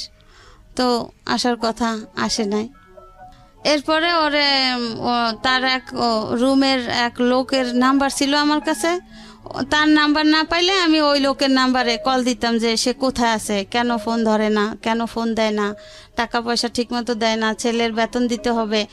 এভাবে করে ওই লোকের মাধ্যমে মাঝে মাঝে যোগাযোগ করা হইতো। তো এখন হ্যাঁ ওর বাবার ফোনে ফোন দিতে আসি, কিন্তু ফোন বন্ধ। কি ব্যাপার? তাহলে সে আসার কথা বললো, সে কি কোনো পথে ঘাটে অ্যাক্সিডেন্ট হলো না কি হলো, একটা টেনশন না, যে তারিখ দেওয়া যে এই তারিখই সে আসতেছে। এরপরে সে আসতেছে না। এখন আমার ননদের হাজবেন্ড বলে কি যে আপনার কাছে কি অন্য কারোর নাম্বার আছে? আমি বলছি কি হ্যাঁ, তার এই রুমের একজন লোক আছে, তার নাম রশিদ, তার নাম্বার আছে। আমি তো মাঝে মাঝে তারে না পাইলে এই নাম্বারে কথা বলি, তার কাছে জিজ্ঞাসা করি, খোঁজ খবর নেই। এরপরে ঠিক আছে নাম্বারটা দেন। এই নাম্বারটা দিলাম সেই 12 সালে ফেব্রুয়ারি মাসে। আচ্ছা। সে এরপর আমার ননদের হাজবেন্ড ফোন দিল ওই লোকের কাছে ফোন দিল। তখন আমার হাজবেন্ড রুমেই আছে, একই রুমে আছে। ওই যে সে আসার কথা তারিখ দিছে, সে আসে নাই। তো না আসাতে এখন বকাঝকা করবে না, রাগ করবে না, এই জন্য সে আর ফোন ধরে নাই।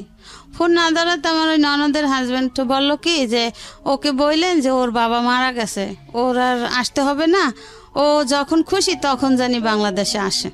ওকে। হ্যাঁ, এই কথা বলার পরে সে চিৎকার দিয়ে উঠছে যে সত্যি আমার বাবা মারা গেছে। এখন আমিও তো পাশে, তখন আমি বলি কি ওই শোনেন না, আপনার ভাই কিন্তু কাঁদতে আছে, অবশ্যই আপনার ভাই রুমে আছে। ওই লোকের জিজ্ঞাসা করে রশিদ ভাই আপনার কাছে কি ও আছে, মনির আছে? বলে হ্যাঁ আছে। আপনি না বললেন যে নাই? বলে এই যে মাত্র রুমে ঢুকছে, আপনি কথা বলতেছেন, এই কথা শুনে এসে রুমে ঢুকেই চিৎকার দিছে।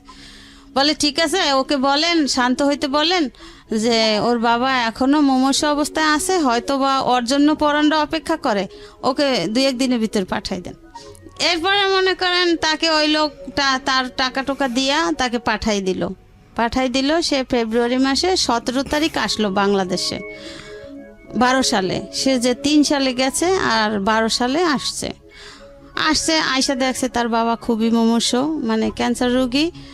তো 17 তারিখ আসলো, তা মার্চ মাসে 3 তারিখ তার বাবা মারা গেল। বাবা মারা গেল। এরপরে মনে করেন আমার জীবনের ঝড় শুরু হয়ে গেল।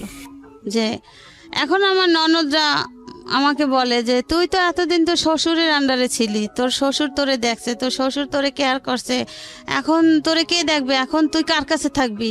এখন এইখানে তোর স্বামীরও কিছু নাই, তোর শ্বশুরেরও কিছু নাই, এখন তুই চলে যা, তুই এই বাড়ি থেকে বের হয়ে যা। এরপরে মনে করেন আমার স্বামী আমার পক্ষে আছে কিছুদিন। এরপরে তারা কি করলো, বলে কি যে তোর বউয়ের সাথে বিভিন্ন ছেলেদের সাথে সম্পর্ক আছে, তো মোবাইলে অনেক কথা বলে। তাই এখন আমি বলি কি যে আমি তো সহজে কারোর সাথে কথা বলি না, আর এই ফোন দিয়ে তো আপনার মেয়েরা, আপনার নাতি কথা বলতো, আমি তোর কথা বলতাম না। ঠিক আছে, খুঁজে বের করেন যে আমার সাথে কার সাথে সম্পর্ক আর আমি কোথায় যাই। আমার ছেলে যে কিবরিয়া ভাই স্কুলে যাইতো, আমি কিন্তু স্কুলে যাইতাম না, কেন আমি মনে করেন সবসময় একটু পর্দায় থাকার চেষ্টা করতাম, আর আমি 5 ওয়াক্ত নামাজ পড়তাম, আমি সহজে বাইরে বের হইতাম না। যে আমার স্বামী নাই, আমার একজনে একটা কথা বলতেই পারে, একজনে একটা কথা বলে ফেলাইতে পারে, যেহেতু আমার ঘরের পরিস্থিতি ভালো না, আমার ঘরের মানুষই আমার পছন্দ করে না, ভালোবাসে না, তাহলে আমার তো সেইভাবে চলতে হবে। এইভাবে করতে করতে এখন মনে করেন আমার স্বামীরে এমনভাবে করে লইছে। হ্যাঁ, এরপরে আমার স্বামী বলে কি ঠিক আছে মা, অনেক বছর তো একত্র ছিল, এখন তাইলে একটা কাজ করেন, ওরে আমার ছেলে নিয়ে একটা আলাদা রুম ছাইরা দেন, আমি যতটুকু পারবো দেবো, যেমনি পারে ও চলবে ছেলে নিয়ে। এখন আমার শাশুড়ির কথা হচ্ছে যে না, আমি তো রাখবো না, আমি তো আগেই তোকে বলছি, আর আগেই তার নাকি একটা প্ল্যান ছিল যে যেহেতু আমার বাচ্চা হয়ে গেছে, এখন আমার বাচ্চাটা একটু বড় হোক, বড় হওয়ার পরে আমাকে তার ছেলের কাছ থেকে বিদায় করে দেবে। এরপরে মনে করেন এখন তো বিভিন্ন রকমের কথা, এখন আমি তো কথা জীবনেও শুনি নাই বা কি করব। এই এখন আমার স্বামী পারতেছে না আমার শাশুড়ির সাথে। এখন আমার স্বামী বলে কি, ঠিক আছে মা, তাহলে আমি তো বাড়িঘর করতে টাকা দিছি, তাহলে আমার কিছু টাকা দেন, আমি দেশের বাড়ি ঘর করে ওরে দেশের বাড়ি রাখি। না, তা হবেই না, তা হবে না, তাকে বিদায় করা চাই। এখন কি করলো, দেখে যে না আমার স্বামীও মোটামুটি আমার পক্ষে আছে। এরপরে আমি বলি কি, দেখো ছেলে তো বড় হয়েছে, এখন ছেলে তো আর অবুঝ না, হ্যাঁ ছেলেও বোঝে। তোমার ছেলেকে জিজ্ঞাসা করো বা তোমার যে আত্মীয় স্বজন আছে, আশেপাশের লোক আছে, হ্যাঁ তুমি তাদের সবার কাছ থেকে খোঁজ খবর নাও আমি কোথাও গেছি কিনা। এরপরে মনে করেন এখন কোনো কিছু না পাইয়া, আমার এক বোন আছে সায়দাবাদ, মাঝে মাঝে আমার ননদদেরকে নিয়ে যাইতাম, আমার এই ছেলেকে নিয়ে যাইতাম। হ্যাঁ আমি একা কখনো যাইতাম না, বা বেশিরভাগই আমার শ্বশুর আমাকে দিয়ে আসতো, আর আবার সেই গিয়ে নিয়ে আসতো। এখন বলে কি যে ঠিক আছে, কোথাও কোনো ইয়া নাই, এর বোনের সাথে সম্পর্ক আছে, বোনের হাজব্যান্ডের সাথে। আমার বোনের 2 মেয়ে কলেজে পড়ে, এখন আর এক বাচ্চা হয়েছে, এখন 3 বাচ্চা। তো এইভাবে করতে করতে কিভাবে যে কি হইলো, এরপরে আমার স্বামী বাহিরে চলে গেল। আমি অসুস্থ, এই এত বাজে টেনশনে আমি অসুস্থ হয়ে গেছি। এখন আমার স্বামী আমাকে বলে কি, দেখো এত বছর আমার বাবা ছিল, বাবার ইয়াতে তুমি থাকতে পারছো, এখন যে পরিস্থিতি আমিও তো বাইরে চলে যাবো, তুমি এখানে থাকতে পারবা না। তার সাথে একটা কাজ করো, এখন তো আমার কাছে টাকা পয়সা নাই, তুমি আপাতত কিছুদিন যাইয়া তোমার বাবার বাড়ি থাকো। আমার মাও নাই, মাও মারা গেছে এর ভিতরে 10 সালে। এখন আমি বলি কি, আমি এত বছর তোমাদের বাড়িতে থাকলাম, আর এখন আমি বাপের বাড়ি যাই থাকবো, ছেলে বড় হয়েছে, ছেলে স্কুলে পড়ে, ছেলে তখন 6-এ পড়ে, তখন এখন আমি কার কাছে গিয়ে থাকবো, আর ছেলের লেখাপড়া কি হবে। বলে কি, তো ছেলে থাকুক, তুমি যাও। এবার আমি বলি কি যে ঠিক আছে, আমাকে বলে কি যেহেতু তুমি অসুস্থ, তুমি দেশে যাই একটু ঘুরে ফিরে আসো, সুস্থ হয়ে যাবা। আমি কেছি কি ঠিক আছে, তাহলে আপনিও চলেন, আপনিও গিয়ে বেড়াই আসবেন, আর আমিও দেখি যদি সুস্থ হই। ঠিক আছে, তাও থাক, ওর পরীক্ষা চলে। এখন আমাকে তারই বাড়ির এক ভাড়াটিয়া বলে কি যে তুমি কোথাও যাইও না, তোমার পিছনে বড় ষড়যন্ত্র চলে। আচ্ছা, হ্যাঁ। আমি কই, কেন আপা, কি ষড়যন্ত্র? বলে তুমি যদি এই বাড়ি থেকে বের হও, এই বাড়িতে আর উঠতে পারবে না, তোমার এই বাড়ি থেকে বিদায় দেওয়ার প্ল্যান চলতেছে।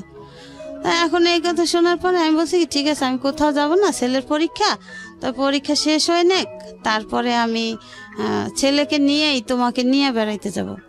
বলে আমার তো অত সময় নেই, আমি তো চলে যাব, তাই তুমি যাও এখন। আমি বলছি না, আমি যাইতে পারবো না। এরপরে মনে করেন তারা কি করছে কি জানি না, মনে করেন আমার একেবারে আমি এত অসুস্থ, মরার অবস্থা। এখন আমার ভাইদেরকে ফোন দেয়, আপনার বোন অসুস্থ, আপনার বোনকে আইসা নেন। তা আমার ছেলের কাছে টাকা নাই, ওর বাবা মারা গেছে, ও হঠাৎ আইসা পড়ছে, হ্যাঁ তো এখন কি করবে। এরপরে আমি যাই না, না যাওয়াতে মনে করেন এরকমের করতে করতে 1 মাস শেষ হয়ে যায়। সে যে ফেব্রুয়ারি মাসের 17 তারিখ আসছে, মার্চ মাসের 3 তারিখ তো তার বাবা মারা গেছে। এই মার্চ মাসটা সে ছিল তো এইভাবে গন্ডগোলের ভিতরে। এরপরে একদিন মার্চ মাসের লাস্ট তারিখে আমি আর সে শুয়ে আছি, আমার শাশুড়ি গিয়া বলে কি, এই ওঠ, আমার হাজব্যান্ডকে বলে এই ওঠ। এখন বলে কি, কেন মা, কোথায় যাব? বলছে ওঠ, এদিকে গেছে অন্য রুমে ডাইকে নিয়ে, পাসপোর্টটা ছিল তার মায়ের হাতে। বলছে তুই এখন এয়ারপোর্ট যাইয়া পাসপোর্ট ওকে করে তুই কালকের সকালের ভিতর চলে যাবি, তুই থাকতে পারবি না। এরপরে সে ঠিকই মায়ের কথা মতো সে ওইটা ওকে কইরা আসে যে সে চলে যাবে। আমি আর জানি না, আমাকে কিছু বলে না। এপ্রিল মাসের 1 তারিখ গ্যাসের সমস্যা, সকালবেলা আমাকে বলে কি, তুমি একটু পোলাও রান্না করো। আমি কই কি, এখন তো গ্যাস নাই, তাহলে তুমি পোলাও খাবা, আরও আগে বলতা, এখন তো গ্যাস নাই, তাহলে একটা কাজ করি, দুপুর দিক দিয়ে তো গ্যাস আসবে, হ্যাঁ দুপুর দিক দিয়ে পোলাও রান্না করে তোমার খাওয়াবো। বলে তুমি ওই সময় পাবা না, আমি তো তখন থাকলে তো আমি খাবো, আমাকে থাকলে তো তুমি খাবো, মানে কোথায় যাচ্ছ? কয় যে আমি কিছুক্ষণ পরে চলে যাচ্ছি। এই এপ্রিলের 1 তারিখ। এখন আমি তো এটা শুই না, আমি কান্নাকাটি শুরু করে দিছি। আমি কই দেখো তোমার এই পরিস্থিতি, তোমার মা বোনরা এরকমের করে, তাহলে আমি ছেলেটা নিয়ে কি করব? আর না জানি আমার এরা মাইরেই ফেলাইবে, আমি থাকতে পারবো না। তাহলে তুমি আমার সাথে ওয়াদা করে যাও যে তুমি আবার কবে আসবা, তুমি কবে আসতেছো? এরপরে বলে কি আমি তোমার সাথে ওয়াদা করলাম, আমার ছেলে বড় হয়েছে, আমি তো বাবা মারা গেছে এই জন্য আসছি, তো আমার ওইখানের চাকরির মেয়াদ শেষ, তো আমার এমনি মনে করো এই বছরের জুন মাসে আমি আসতাম, হয়তো একেবারে আসতাম না, হয়তো ছুটিতে আসতাম, তো এখন আমি যাই, তো জুন মাসে আমি অবশ্যই আসবো। আমি বলছি না, আমি তোমাকে বিশ্বাস করি না, তুমি এত বছরে আসো নাই, তোমার বাবাও এত রিকোয়েস্ট করছে, আমি এত রিকোয়েস্ট করছি, তুমি আসো নাই, এখন তুমি চলে গেলে, তোমার মা করে ইয়া, তোমার বোনরা করে ইয়া, তাহলে আমারও জানে রাখবে না, আমারও মেরে ফেলাবে, আমার ছেলেরও মেরে ফেলাবে, আর তুমি তো আর আসবাই না। এরপর আমার হাতে হাত দিয়ে বলে কি না, আমি তোমার সাথে ওয়াদা করছি, আমার ছেলে বড় হয়েছে, আমার ছেলের জন্য আমাকে আসতে হবে, আমি চলে আসব, আমি আমার ডেট শেষ জুন মাসে, আমি জুন মাসে ঠিক চলে আসবো। আমি বলছি ঠিক তো? বলে হ্যাঁ ঠিক।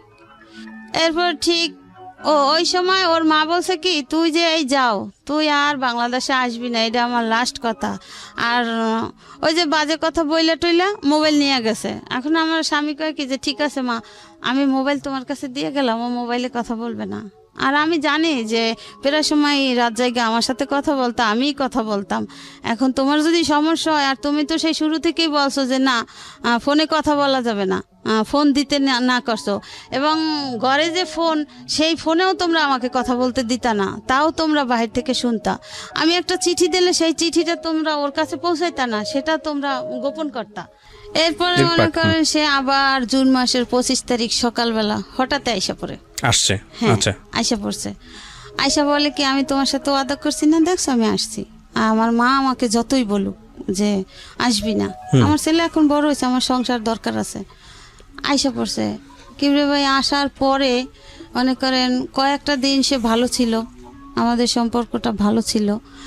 এরপরে যে কি দিয়ে কি হয়েছে আমি বলতে পারি না। এরপরে আমার শাশুড়ি আমাকে দেশে নিয়ে দিয়ে আসছে। দিয়ে আসার পরে আমার স্বামী বলে কি ঠিক আছে তুমি কিছুদিন থাকো, আমি তো আসি। এরপর 2 মাসের মধ্যে সে আবার আমাকে দেশে রাইখা, কোনো খোঁজখবর নাই, কোনো খোঁজখবর নেয় না। ছেলে এদিকে ওরে রাইখা দিছে, ওরে রাইখা আমাকে নিয়ে গেছে যে অসুস্থ, সে দেশের বাড়ি হাঁটাচলা করে সুস্থ হবে, মানে মিথ্যা বাহানা। এরপরে যাওয়ার পরে ছেলে রাইখা দিয়েছে। ছেলে রাইখা দেওয়ার পরে মনে করেন সন্ধ্যার পরে ওর যে ফুফাতো ভাই, ওকে বলে যে তোর মায়ের তো বাড়িতে বের করছি, এবার তুইও যা, তুই যেদিক করে সেদিক যা, তুই তোর মায়ের সাথে যাও নাই কেন? তো ওরে তো নেয় নাই। ওরে বলছে কি যে আমি ওকে বলছি বাবা তুমি থাকো, আমি কয়েকদিন পর আসবো, আমি তো দেখো অসুস্থ। তো অসুস্থটা কি ভাইয়া, আমার এদিকে ডায়াবেটিস ধরা পড়ছে, তো এই জন্য আমি খুব উইক, ক্লান্ত হয়ে গেছি। এরপরে দেশে থুই আসে সে কিছুদিন পরে আগস্টে না জানি অক্টোবরে আমার দেশে দিয়ে আসে। হ্যাঁ, আমার আবার জন্ডিজও হয়েছে। এইসব মিলে জিলে আমাকে দেশে দিয়ে আসে তার মায়ের সাথে নিয়ে। তারপরে দেশে দিয়ে আসার পরে আমাকে ডিসেম্বর মাসে সে চলে যায়। সে আমাকে যেদিন চলে যায় সেদিন আমাকে ফোন দিয়ে বলে কি যে আসসালাম তো সংসার করার জন্য, বাংলাদেশে আর থাকতে পারলাম না, আমি চলে গেলাম, তুমি ওখানেই থাকো। হ্যাঁ, এটা বললে চলে গেছে। আর তার কোনো খোঁজখবর নাই, সে কোনো খোঁজখবর নেয় না। আর কোনো ছেলেও আমার কাছে আছে। এদিকে আমার বড় ভাই ছিল, বড় ভাই মারা গেছে। বড় ভাইয়ের কাছে আমার শাশুড়ি ওর বাবারে বাহিরে পাঠাই দিয়া আমার শাশুড়ি বলে কি যে আমরা তো আপনার বোনকে আর নেব না, আপনার বোন আপনারা রাইখা দেন, আমার ছেলে বিদেশে চলে গেছে আর আসবে না। হ্যাঁ, এটা বলার পরে আমার ভাবি বলে কি ঠিক আছে যদি না নেন, যদি আপনাদের ছেলে আমার বোন নিয়ে সংসার না করে আমার ননদ দিয়ে, তাহলে তার আমরা জোর করে করাইতে পারবো না, তাহলে আপনাদের ছেলে আপনারা নিয়ে যান। বলে না, আমাদের ছেলেরও আমাদের দরকার নেই, ছেলেও ছেলের মায়ের কাছে থাকুক। এইভাবে তো মনে করেন এতদিন গেছে, এখন আমি সবার সাথে যোগাযোগ করি, আমার সাথে কেউ যোগাযোগ করে না। সবার ফোন দিলে ফোন কাইটা দেয়, বা তখন ঘরে টিএনটির লাইন আছে, ফোন দিলে ফোন ধরে না। এরপরে মনে করেন সে চলে যায়, এই কথা বলে, আর কোনো খোঁজ খবর নাই। আমার শাশুড়ি এই কথা বলে। হ্যাঁ, এবার ঠিক আছে, আমার ভাইরা বলে কি ঠিক আছে তুই তো অসুস্থ, ঠিক আছে থাক, দেখি ও আবার বাংলাদেশে আসুক, কবে আসে। এরপরে তারা বলে কি আমার শাশুড়ি আমার বড় ভাইকে ফোন করে বলে কি যে আমার ছেলে তো আপনার বোনকে নিয়ে সংসার করবে না, আপনি আমার ছেলে ডিভোর্স দিয়ে দিয়েছে, আপনি আয়শা নিয়ে যান। তখন আপনার ছেলে কোন ক্লাসে পড়ে? আমার ছেলে তখন 6-এ প্রথম সেমিস্টার পরীক্ষা দিচ্ছে। আচ্ছা, সে 12 সালে। ওকে। হ্যাঁ, এরপরে মনে করেন আমার ভাই কয় এটা কি ধরনের কথা। এটা ফোন করে কে ফোন করে বলছে? আমার শাশুড়ি। শাশুড়ি ফোন করে বলছে? হ্যাঁ, ওর দাদি। ওকে। আর আমার স্বামী তো সেই ডিসেম্বর মাসের তারিখটা আমার মনে নাই, সে ফোন করে বলছে যে আসসালাম থাকতে, আর থাকতে পারলাম না মা বোনের জ্বালায়, তুমি ওভাবে থাকো আর আমি চলে গেলাম, আমার জীবনে সুখ নাই। এই কথা বললে সে মানে হয় বাহিরে গিয়ে আমাকে ফোনটা দিছিল, বাংলাদেশে থেকে আর ফোন টোন দেয় নাই। তো এইভাবে গেছে, এভাবে করতে করতে এখন আমি শুনি কি যে আমার শাশুড়ি আমার স্বামীকে বিয়ে করাবে, মেয়ে দেখতেছে। ডিভোর্সটা হয়ে গেছে? না, এর ভিতরে আমি কোনো কাগজপত্র কিছুই পাই নাই। আচ্ছা। তো আমার এদিকে আমার এক খালাতো ভাসুর আছে, এই মিরপুরে বাড়ি, সে একজন লয়ার। তার সাথে আমি কথা বলছি, প্রায় সময় কথা বলছি ভাইয়া এই ব্যাপার, এখন আমি কি করতে পারি?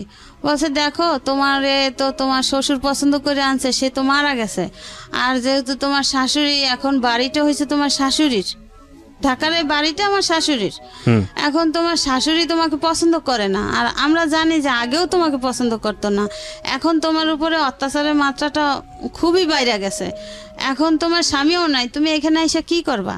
হ্যাঁ, তার সাথে থাকো, দেখো ও কবে আসে বাংলাদেশে, ও আসলে তুমি আসতে পারো, কিন্তু এখন তোমার স্বামীও নাই, শ্বশুরও নাই, তুমি কার আশ্বাসে আসবা? কিন্তু সে তোমাকে রাখতে চায় না, তার ঘরে সে তোমাকে থাকতে দিবে না। ও এর ভিতরে একটা জটিল কথা রেখে গেছি ভাইয়া। কথা হয়েছে আমার শাশুড়ি আমার সাথে একে তো আমাকে পছন্দ করতো না, ঠিক আছে, আরো মনে করেন আমার যে কয়েকটা ননদ আছে বড় বড়, হ্যাঁ, ওরা না মনে করেন বিভিন্ন রকমের ছেলেদের ঘরে আইনা আড্ডা দিত। তো ওগুলো আমি পছন্দ করতাম না, তাই আমার রুমে পর্যন্ত নিয়ে যাইতো। তো আমি একদিন আমার ননদদেরকে বলি কি যে দেখো তোমরা যা করো ওই ড্রয়িং রুমে, অন্য রুমে করো, কিন্তু আমরা এই পরিবেশে বড় হই না, আর এগুলো আমার ভাল লাগে না, আমার বিছানায় কেউ আইসো না। আর শাশুড়িকে বলছি কি যে আম্মা এগুলো তো আপনার মেয়ে, এদেরকে বিয়ে দিতে হবে, আর ওরা যা করে এগুলো আবার আমার শ্বশুর পছন্দ করতো না। কি রে ভাই, সত্যি কথা বলি, এখানে বসে কেউ মিথ্যা কথা বলতে পারবে না। তো এই কাজটা করতো গিয়ে আপনার এক স্কুলের যে ব্যাচেলার স্যাররা আছে না, ব্যাচেলার ভাড়া দিত, দোতলায় ব্যাচেলার ভাড়া দিত। তো রাতের বেলা তারা টিভির ড্রয়িং রুম আছে না, ওর রুমে বসে আড্ডা গল্প গুজব করতো।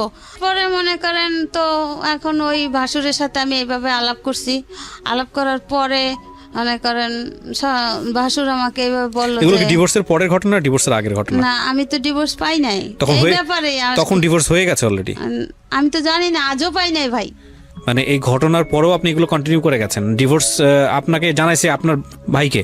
তো আপনার ভাই আপনাকে বলেনি যে এটা করেছে? না, ভাই বলছে যে তোর শাশুড়ি এই কথা বলছে, সে অন্য লোক দিয়ে আর কি, ওই যে যারা রায়বাড়ি করছে না, সেই রাইবারদের মাধ্যমে যে তাদেরকে বলেন আয়শা বুঝা নিতে কাবিনের টাকা টোকা। আচ্ছা, তো আপনি কি করলেন এরপরে? তো এরপরে মনে করেন এখন আমি ওই উকিলের সাথে কথা বললাম, আমার ভাসুরের সাথে। সে বলছে যে দেখো, আপনার ভাসুর আপনার উকিল? আমার উকিল না, আমার এক খালাতো ভাসুর উকিল। ওকে, আচ্ছা, তারপর? মানে তার সাথে আমি আলাপ করছি এই কথা শোনার পরে যে ভাইয়া এরকমের শুনি, বলে তুমি লোকমুখে কথা শুনবা কেন? এটা তো যদি তারা এই কাজটা করে থাকে তাহলে তো সেটা তোমার কাছে যাবে। হ্যাঁ, তুমি যাইলে পরে তুমি কিছু বলতে পারো, কিছু করতে পারো, সেটা তুমি অ্যাকসেপ্ট করলে করতে পারো, না করলে না করতে পারো, কিন্তু তুমি লোকমুখের কথা কেন শুনবা? হ্যাঁ, এটা হইতে পারে না, এটা কেন হবে? এরপর আমি বলছি তাহলে এখন আমি কি করতে পারি? বলে দেখো তুমি ধৈর্য ধরো, তুমি এত বছর শ্বশুর বাড়ি স্বামী ছাড়া ছিলা না, এখনো তুমি থাকো, যেহেতু বাপের বাড়ি দিয়ে আসছে, থাকো, ভাই বেড়াদাররা তোর ফালাই দিবে না, থাকো, দেখো ও কবে আসে, তখন তুমি আইসো। এখন যেহেতু তোমার শাশুড়ির বাড়ি, এটা তোমার স্বামীরও বাড়ি না, শ্বশুরেরও বাড়ি না, এখন যেহেতু তোমার এখানে অ্যাকসেপ্ট করতেছে না, সে পছন্দ করে না, আগেও করে না, এখনো করে না, তো এখন তুমি এখানে এসে কি করবা? যাক তুমি ওখানে থাকো।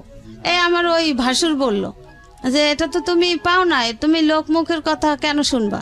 এটা তো যদি সত্যিকারে হয়ে থাকে তুমি তো এটা পাবা, তোমার কাছে যাবে, পিয়ন নিয়ে যাবে। হ্যাঁ, যাক ভালো কথা।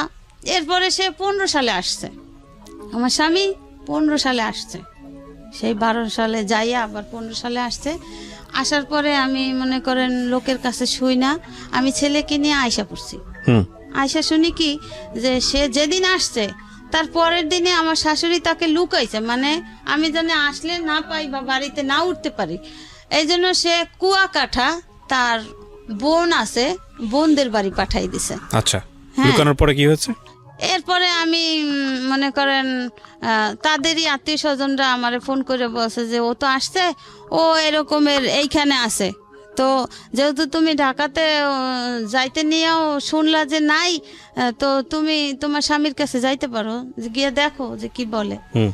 এরপরে আমারে তারা ঠিকানা দিল, যাদের বাড়ি আছে তারই ভাই আমারে ঠিকানা দিল যে ভাবি তোমার তো ছেলে বড় হয়েছে, তোমার ভয় কি, তুমি ছেলে নিয়ে যাও ভাইয়ার মুখোমুখি হও, কি বলে সেটা বলুন। এরপরে ভাই আমি সেই কুয়াকাটা আমার এই ছেলে নিয়ে গেলাম। যাইয়ে দেখি কি যে সে শোয়া, সে ওইখানের এক আর্মিতে আগে চাকরি করতো, সে রিটায়ার্ড, ওই এক বুড়া আঙ্কেলকে নিয়ে গেলাম। নিয়ে যাওয়ার পরে আঙ্কেল জিজ্ঞাসা করলো যে তুমি কি এই মহিলাকে চিনো, তুমি কোথা থেকে আসছো? কয় আমার বাড়ি ঢাকা। বলে তাহলে তুমি কি এই ছেলেটা এই মহিলা চিনো? কয় হ্যাঁ। কারা কারা? কয় আমার স্ত্রী সন্তান। আমার স্ত্রী সন্তান? কয় তোমার স্ত্রী সন্তান শিওর? কয় হ্যাঁ। কয় তাইলে তুমি স্ত্রী সন্তান তোমাকে খুঁজতে আসছে কেন, তুমি এখানে কেন? বলে আমি খালার বাসায় বেড়াইতে আসছি। হ্যাঁ, বলছে বেড়াইতে আসছো, তাহলে তোমার স্ত্রী সন্তান তোমাকে খুঁজে কেন? তা স্ত্রী সন্তান কোথায় থাকে? বলে সে তার বাবার বাড়ি থাকে। তাহলে তুমি কোথায় থাকো? তাহলে আমি তো বিদেশি ছিলাম, আমি আসছি, আমি আয়সা খালার বাড়িতে আসছি, খালা তো ভাইয়ের বাড়িতে আসছি, বেড়াইতে আসছি। বেড়াইতে আসছো, বউয়ের সাথে যোগাযোগ করো নাই? বলে যে না, আমার মা নিষেধ করছে। এটা কি মা ভক্তি নাকি কি বলবো এটাকে জানি না, মানে স্টুপিডিটির একটা সীমা থাকা উচিত। হ্যাঁ বলেন তারপর। এরপরে মনে করেন লুকাইয়া এরপরে ওইখানের লোকজন, ওই হেই আর্মির যে ওই কাকা মনে করেন আরো লোকজন ডাকছে, বা ওই যে খালাতো ভাইয়ের বাসায় গেছে, হে মানে হেরা ভাই বোনা, ওরা ভাই বোনেরা সবাই বসছে। বসার পরে বলছে যে তুই এইভাবে লুকোচুরি কেন করো, তুই কি বউ রাখবি না রাখবি না? বলে কি যে না, আমি তো আমার মায় তো আমার বিয়া করাইবে, আমি তো এরে নিয়ে বাসায় উঠতে পারবো না, আমার মায় এরে নিয়ে বাসায় উঠতে দেবে না। তাহলে তুই কি করবি? ওই আর্মি কাকা জিজ্ঞেস, তাহলে তুমি কি করবা? তুমি কি এই বউ নেবা না কি আমরা পুলিশ খবর দেব তোমাকে? এখন বলে কি না না কাকা, আমি নেব, আমি আমার স্ত্রী সন্তান নেব। এই কইয়া ঠিক আছে, মিল টিল হয়ে গেছে। সেই বিকালবেলা তখন আর কি ওর মায়ের ফোন দিছে, ওই কাকাই ওর বাবার নাম্বার দিয়ে ফোন দিছে। ফোন দেওয়ার পরে ওর মা ওর দাদি বলে কি যে ও যদি ওই বউ নিয়ে আসে আমি আমার ঘরে উঠতে দেব না। আমি ও বউ আগেও মানি না, এখনো মানি না, এখন তো মানার কোনো প্রশ্নই আসে না। আমি তো বউ বের করিয়ে দিছি বাড়ি থেকে, আমি কি বাড়িতে উঠানোর জন্য বের করছি? আমি তো বের করার জন্যই বের করছি। আমি মানি না, আমি আমার ছেলেকে আমার পছন্দ মতো বিয়ে করাবো। এরপরে তারা জিজ্ঞাসা করলো যে তোমার মা তো এটা বললো, এখন এটা তো তোমার স্ত্রী, তোমার সন্তান, তোমার মা কি করলো ওটা তো দেখার দরকার নাই, তোমারটা তোমাকে বুঝে নিতে হবে। বলছে হ্যাঁ, আমি স্ত্রীর সন্তান নিয়ে ঢাকাতে যাব। ঠিক আছে, ভালো কথা। এরপরে তারা শিখাইয়া দিল না কি করলো, সে সন্ধ্যার পরে সারাদিন এই ছেলে নিয়ে ঘুরলো, আমার সাথে কথা বললো, কথা বলার পরে সে সন্ধ্যার পরে ওখান থেকে পালাই আইসা পড়ে। আমাকে আমার ছেলেকে রাইখা ওখান থেকে তার ওই খালাতো ভাইয়ের বাসা থেকে পালাই আইসা পড়ে।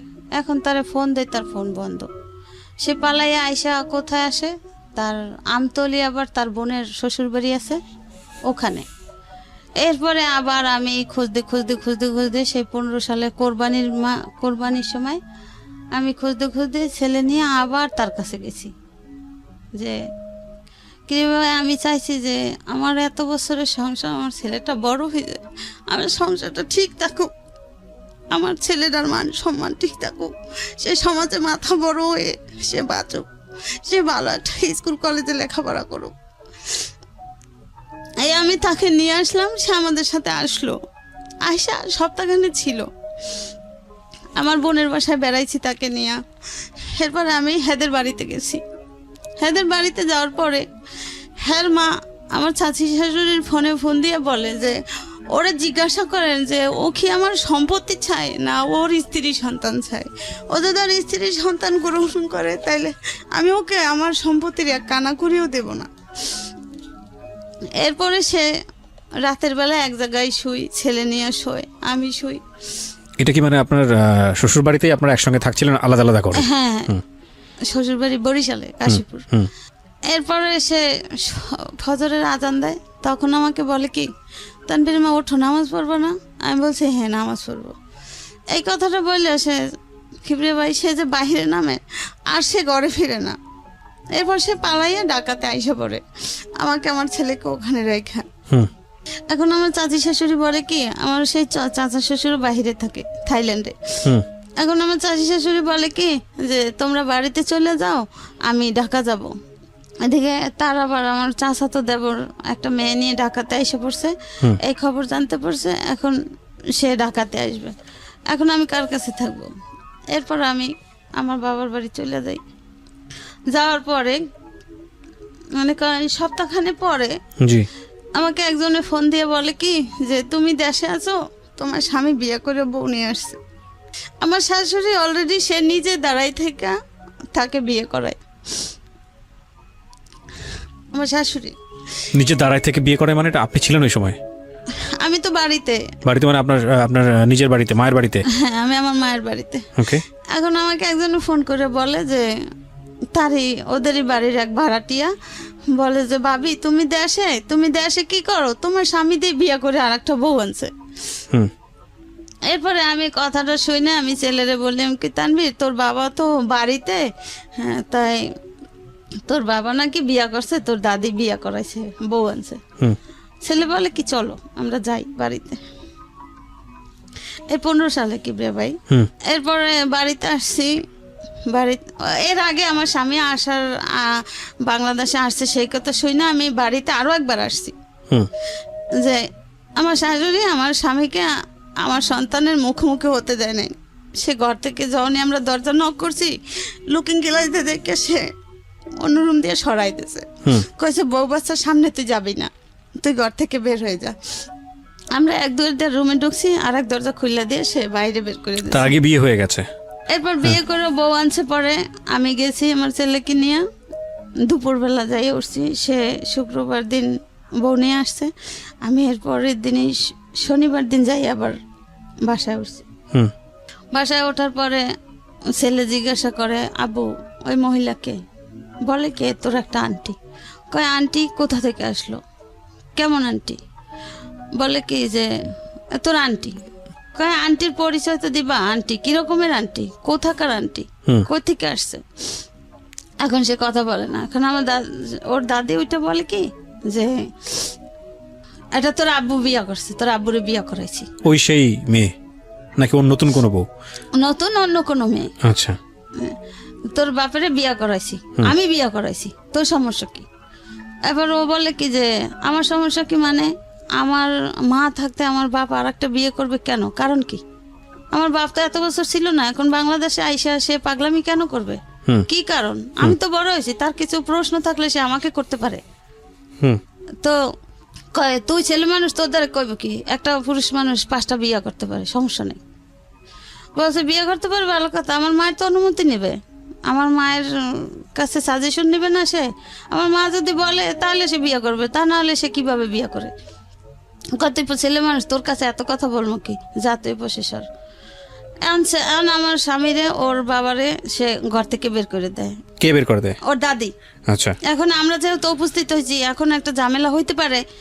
হ্যাঁ, তো তো ওরে বারবার কাকি তুই যা, আর ও সামনে গিয়ে দাঁড়াইছে, আবু তুমি কোথায় যাও? আমি একটু বাইরে যাই, কাজ আছে। ঠিক আছে, তোমার বাইরে কোথায় কাজ, চলো আমি তোমার সাথে যাব। ওর দাদি ওরে টাইনা ধরে, কেন তুই যাবি? ও যাইবো ওর কাজে, তোর সমস্যা কি? তুই কই যাবি?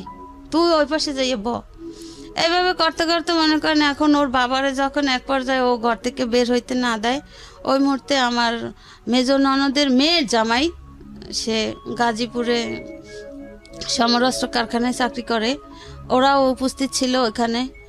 তো ওরে রুমের ভিতরে টাইনা নিয়া এর ভিতরে আমার শাশুড়ি আমার রুমের ভিতরে টাইনা নিয়া আমার আচ্ছা মতো মারছে। এরপরে ওই তার মেয়ের নাতি জামাই ওরে ঘুষিয়েতে ঘুষিয়েতে ওরে বিছানার উপরে বেউস করে ফেলাইছে। এভাবে মারধর করিয়া রুমের ভিতরে তালা মেরে দিয়া তারা থানায় যাইয়া পুলিশ নিয়ে আসছে।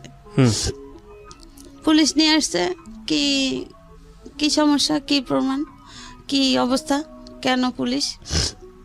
এখন বলে কি যে আমরা এই বউ সাইডে দিছি, এরপরে বউ আইয়া জ্বালাতন করে, আমাদের বউ আইয়া আমাকে ডিস্টার্ব করে। এরপরে এলাকার লোকজনও কিছু কিছু আসছে, আইসা আমারে জিজ্ঞাসা করছে। এরপর আমি বলছি যে কাকা এই ব্যাপার, আমার এরকমের অসুস্থ ছিলাম, আমার দেশে দিয়ে আসছে, আমার শ্বশুর মারা যাওয়ার পরে, আপনারা তো সবই জানেন এলাকার লোক, তো এখন আমি আসছি, আমি আরো 2 বার আসছি, তখনও আমার ঘরে উঠতে দেয় না আমার শাশুড়ি। আমার স্বামী লুকায়ে লুকায়ে গেছে, আমি এইভাবে তারে খুঁজে খুঁজে আনছি, এখন সে আইসা বিয়া করছে। হ্যাঁ, এখন আমার সাথে এরকমের হয়েছে। তোমার সাথে কি কোনো ডিভোর্স হয়েছে? আমি বলছি না কাকা, আমি এরকমের কোনো প্রমাণ, কোনো কাগজ আমি পাই নাই। বলছে কত বছর? আমি বলছি এই যে তানবীরের দাদা মারা যাওয়ার পর থেকে 12 সাল থেকে এই ঘটনা। তো এরপরে এরা জিজ্ঞাসা করছে, পুলিশ জানছে, পুলিশেরা জিজ্ঞাসা করছে যে আপনারা কি ডিভোর্স দিয়েছেন, তাহলে তার কাগজ কই, কাগজ দেন, আপনাদের কাছে কি কাগজ আছে? আমাকে জিজ্ঞাসা করছে আপনি কি এরকম কোনো কাগজ পাইছেন? আমি বলছি জি না স্যার, আমার স্বামী যাওয়ার সময় আমাকে এই কথা বইলা গেছে, এরপর আর তার সাথে আমার কোনো যোগাযোগ নাই, সে আমাকে কোনো খোঁজ খবর নেয় নাই, এখন আমি আসছি, তারা আমার সাথে এরকম ব্যবহার করতেছে। এরপরে তারা কি একটা কাগজ দেখাইলো, দেখানোর পরে ওই পুলিশরাই বলতেছে যে আপনারা যে ডিভোর্স করছেন, এখানে তো মেয়ের সিগনেচার থাকবে, তারপরে মেয়ের দেনা পাওনা কি আপনারা শোধ করছেন? আমার শাশুড়ি বলে কি যে তারে সাচ্ছি, সে নেয় নাই। এরপরে একজন মুরব্বী আছে, মুরব্বী বলে এটা কি মগের মুল্লুক যে তোমরা তারে বলছো যে সাইডে দিয়েছো, হেইতি হয়ে গেছে, তোমরা তারে কাবিনের টাকা সাচ্ছ, কাবিনের টাকা তো তোমাদের সারতে হবে না, তোমরা যদি ডিভোর্স দিয়ে থাকো তাহলে এরা তো সে আইনতভাবে এমনি পেয়ে যাবে, আইনতভাবে সে পাবে, সে কাগজে সিগনেচার করুক বা না করুক সেটা আইন কথা। এরপরে মনে করেন হেরা ওইভাবে মাইরা টাইরা যায় দক্ষিণখান থানায়, তারা টাকা দিয়ে আসছে যাতে আমি কোনো কেস মামলা কিছু না করতে পারি। হ্যাঁ, তো আমার এই অবস্থায় ওইখানের একজন লোক নিয়ে গেল, আমি তো থানা টানা চিনি না, হেরা নিয়ে গেল বিকাল দিক দা, এই মারামারি তো করছে দুপুর দিক দা। এরপরে ওই পুলিশরাও বললো যে না এটা তো হবে না, ঠিক আছে তুমি যেহেতু এই তোমার ছেলে, আমি বলছি জি স্যার এই আমার ছেলে।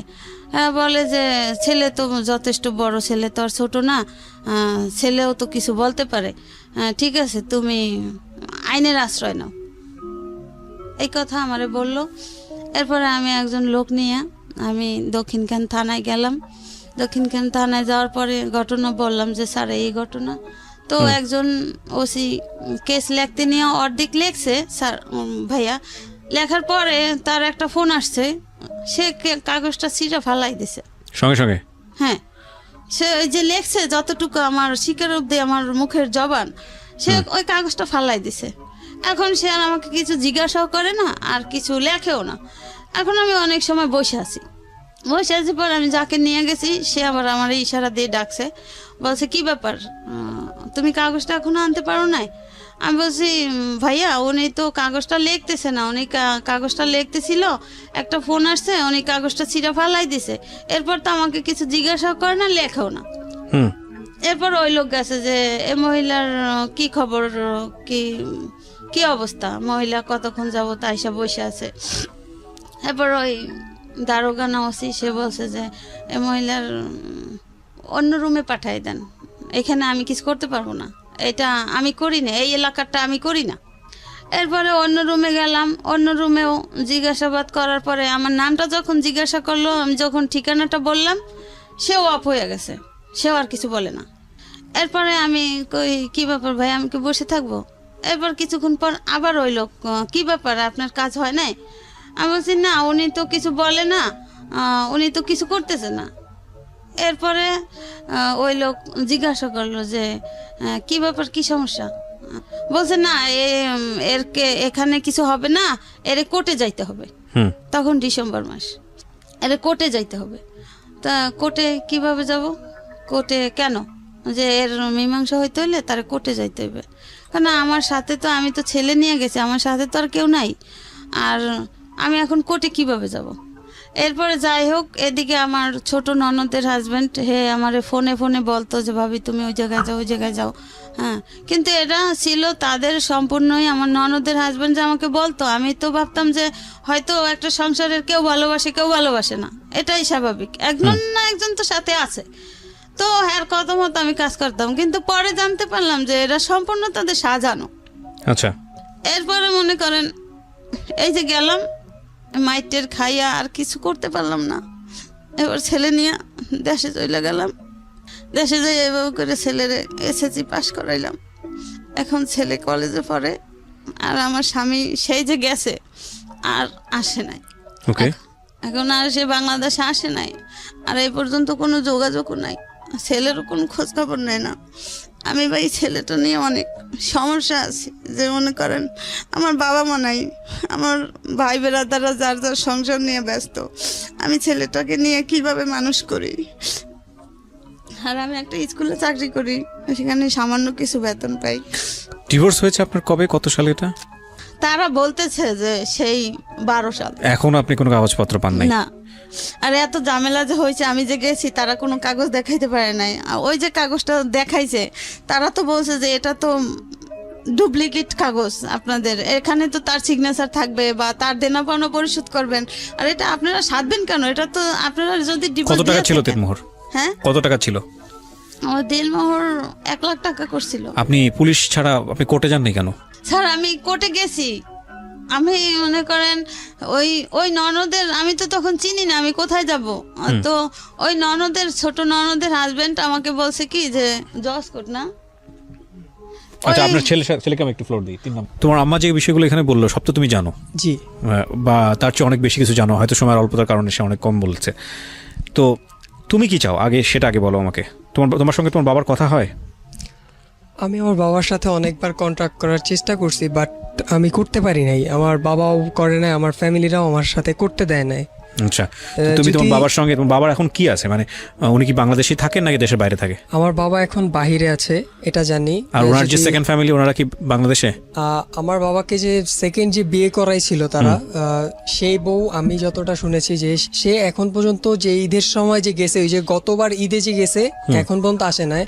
এই ঈদে তার নাকি 1 বছর হয়ে গেছে যে যাকে বিয়ে করাইছে আর কি নতুন, উনি যে গেছে। বাট আমি চাই যে আমার বাবা মা যাতে আবার একত্রিত হয়। আমার একজন ফুফা আছে। তুমি তোমার বাবাকে ফেস করেছো বিষয়টা নিয়ে? যে বিষয়টা আমার বাবার সাথে অনেকবার ফেস করার চেষ্টা করছি, বাট আমার ফ্যামিলি কেউই করতে দেয় না আমার সাথে কন্ট্যাক্ট। তোমার বাবা তোমাকে ফেস করে নাই? হ্যাঁ, আমার ফ্যামিলিও করতে দেয় না। আমার বাবা যদি করতে চাইছে, আমার দাদি ফুপি ওনারা কেউই করতে দেয় না। বিশেষ করে আমার একটা ফুফাতো ভাই আছে, ও বিশেষ করে করতে দেয় না। আর আমি যতবারই বুঝলাম না, তুমি তো বয়স পড়ো, তোমার বয়স কত? আমার বয়স এখন 20 বছর। তুমি বুঝো না বিষয়টা, রিয়েলিটিটা তুমি বুঝো না। তোমার বাবার, আমি সরি টু সে, তোমার বাবা, তারপর আমি তোমার জায়গা থেকে নিশ্চয়ই অনেক রেসপেক্ট আছে। মানে একটা পুরুষের তো মেরুদণ্ড থাকে, আমি এভাবেই বলতে বাধ্য হচ্ছি। মানে গার্ডসে কি এত সমস্যা যে ফ্যামিলি যাই বললো, যেহেতু সে নিজে ইনকাম করে, পয়সা রোজগার করে, এটা তো তুমি বুঝো। নিশ্চয়ই সেও চায় না তোমার মাকে লাইফে। এখন এখানে তুমি জোর করে হলো বা যে কোনো কিছু হলেও তো এটা তো সমাধান খুঁজতে পারবা না। এটা কি তুমি তোমার মাকে বোঝাও কখনো? আমি এটা আসলে বুঝাতে, আমার বাবার অনুভূতিটা আমি বুঝি, আমার মাকে সে চায় কিনা না চায়। কি বুঝো এটা? তো তুমি কি বুঝো আমাকে একটু বলো তো। আমি বুঝি সেটা হচ্ছে আমি আমার বাবাকে যেই কয়দিন দেখেছি আমার সামনে, আমার মার সাথে সে কোনোভাবে খারাপ বিহেভ করার চেষ্টা করেনি। বাট তার মাকে যখন দেখেছে সামনে আছে, তখন আমার মার সাথে সে খারাপ ব্যবহার করে গেছে। বাট ওনার মা যখন সরে গেছে, আমার দাদি যখন ওনার আমার মা এবং বাবার চোখের আড়াল হয়েছে, তখন আমার মার সাথে কিন্তু আমার বাবা খুব সুন্দরভাবে এটা কথা চরম বলেছে। অন্যায়, এটা ভয়ানক রকমের অন্যায়। আমরা মাকে অবশ্যই, মা হচ্ছেন পৃথিবীর সবচেয়ে সেরা উপহার, কিন্তু মা যদি কোনো অন্যায় করেন সংসার নিয়ে, যেটা ওদের ক্ষেত্রে হয়েছে, সেখানে যে মাকে একদম বাধ্যবাধক, মাকে যে কিছু বলা যাবে না, মা যে অন্যায় করছে সেটা বলা যাবে না, এবং এটা বললে যে ধর্মীয়ভাবেই বলি বা অন্য কোনো দিক থেকেও যে একটা বড় ধরনের অপরাধ হয়ে যাবে, তা কিন্তু আসলে না। কারণ যে কোনো ব্যক্তি যদি কোনো অপরাধ করেন তাকে প্রপারলি সেটা বলার অধিকার আমাদের ধর্মীয়ভাবেও দেওয়া হয়েছে যে তুমি সেটা অপরাধ করছো এবং সেটা করা অন্যায়। এবং স্ত্রীর অধিকার নিয়ে সে কখনোই দাঁড়াতে পারেনি তার হাজব্যান্ডের কাছে বিকজ অফ তার শাশুড়ি। এটা ওনারা যা বললো সেটা যদি সত্যি হয়ে থাকে তাহলে বিষয়টা তাই। আর দ্বিতীয়ত যেটা বলবো যে যেই লোকটা তা সারা জীবন তার মার কথা শুনে আপনাদেরকে সাপোর্ট করতে পারলো না, সেই লোকটার পিছনে অন্য হয়ে দৌড়ানো তো কোনো মানে নাই। বরং আপনারা তাকে ক্ষমা করতে পারবেন কিনা এটাই চিন্তা করেন। আপনার তো মেয়েও হতে পারতো বাংলাদেশের সামাজিক কন্টেস্টে। আমি যদি চিন্তা করি ওর বয়স তো এখন 20 হতো, এবং যদি মেয়ে হতো আপনার জন্য এটা আরও বিপজ্জনক হতো। এটাই আমাদের রিয়েলিটি বাংলাদেশের সামাজিকতার বাস্তবতায়। বিয়ে দিতে সমস্যা হতো, একটা চাকরি বাকরি নিয়ে দৌড়াদৌড়ি করতে গেলে সমস্যা হতো, বিভিন্ন রকমের সমস্যা হয়, যে নারীকেন্দ্রিক যে যত রকমের সমস্যা আমাদের সমাজে আছে, সেই জায়গাটায় আপনি একদিক থেকে এগিয়ে আছেন। এখন আপনার ছেলেটার পড়াশোনার জন্য যে খরচের দরকার, ও তো নিজেই কিছু না কিছু করে রোজগার করতে পারে, ওর সে সামর্থ্য আছে, ও দেখতে শুনতো মাশাআল্লাহ সুন্দর। সুতরাং এই জায়গা থেকে তো আপনি একদিক থেকে এগিয়ে আছেন। আপনার হাজব্যান্ড যদি কোনো দিন এমন হয় সহায় সম্বল সব কিছু হারিয়ে আর কোথাও কোনো জায়গা নাই, সে পাচ্ছে না, আপনাদের ফ্যামিলিতে আসছে, তখন আপনারা হয়তো অনেক বেশি ওয়েল এস্টাবলিশড।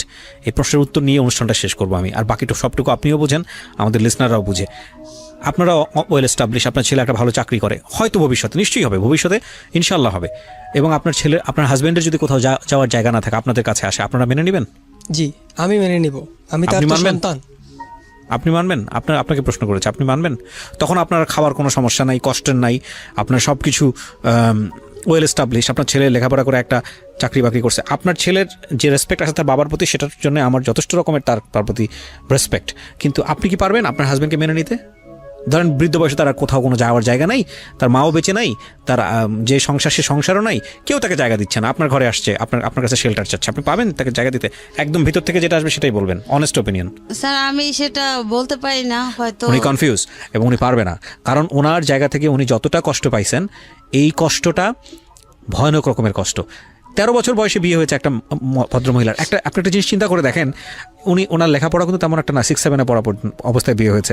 এবং আমাদের গ্রামীণ সমাজের জায়গাটা থেকে আমি গল্পটা শুনছিলাম, এরকম অসংখ্য মহিলা আছেন যারা বছরের পর বছর কষ্ট করে যান, বছরের পর বছর হাজব্যান্ডকে কাছে পায় না, এবং মানে ওই যে কথা আছে না, বুকে পাথর বাঁধা, কলিজায় পাথর বেঁধে অপেক্ষা করেন একটা দিনের জন্য, একটা সময়ের জন্য, যারা আসবেন দেশের বাইরে থেকে, 10টা দিন ভালো থাকবেন, একটু সময়, আবার ওই বছরের পর বছর অপেক্ষা করবে। এই ভদ্রমহিলা না পেয়েছে স্বামী, না পেয়েছে সংসার, এবং জীবনে যেই দায়িত্বটা পেয়েছে সন্তান মানুষ করতে গিয়ে, সেটাও তিনি যথেষ্ট কষ্ট দুঃখ করে সন্তানকে মানুষ করার চেষ্টা করেছেন। সন্তান মাশাআল্লাহ এখন বড় হয়েছে, সে হয়তো নিজের পথ দেখতে পারবে, কিন্তু সবচেয়ে দুঃখজনক হবে এই সন্তান যদি তার মাকে যদি ভবিষ্যতে ঠিকমতো টেক কেয়ার না করে। আপনি আমাকে এটা বলেন তো, আরেকটা প্রশ্ন আপনাকে করি, আপনার সন্তান যদি এরকম একটা বিয়ে করে, যে সে বিয়ে করার পরে সে বায়াস্ট হয়ে গেল তার স্ত্রীর প্রতি, এবং তার স্ত্রী চাচ্ছে আপনার কাছ থেকে তাকে দূরে সরাইতে, এবং সে দূরেই সরাই নিয়ে গেল, আপনার ফিলটা কি হবে? ভয়ানক হবে আমি জানি, কিন্তু আপনি যদি তার ওয়াইফকে সহ্য করতে না পারেন, আপনি কি আপনার সন্তানকে তার ওয়াইফের কাছ থেকে সরাবেন? না স্যার।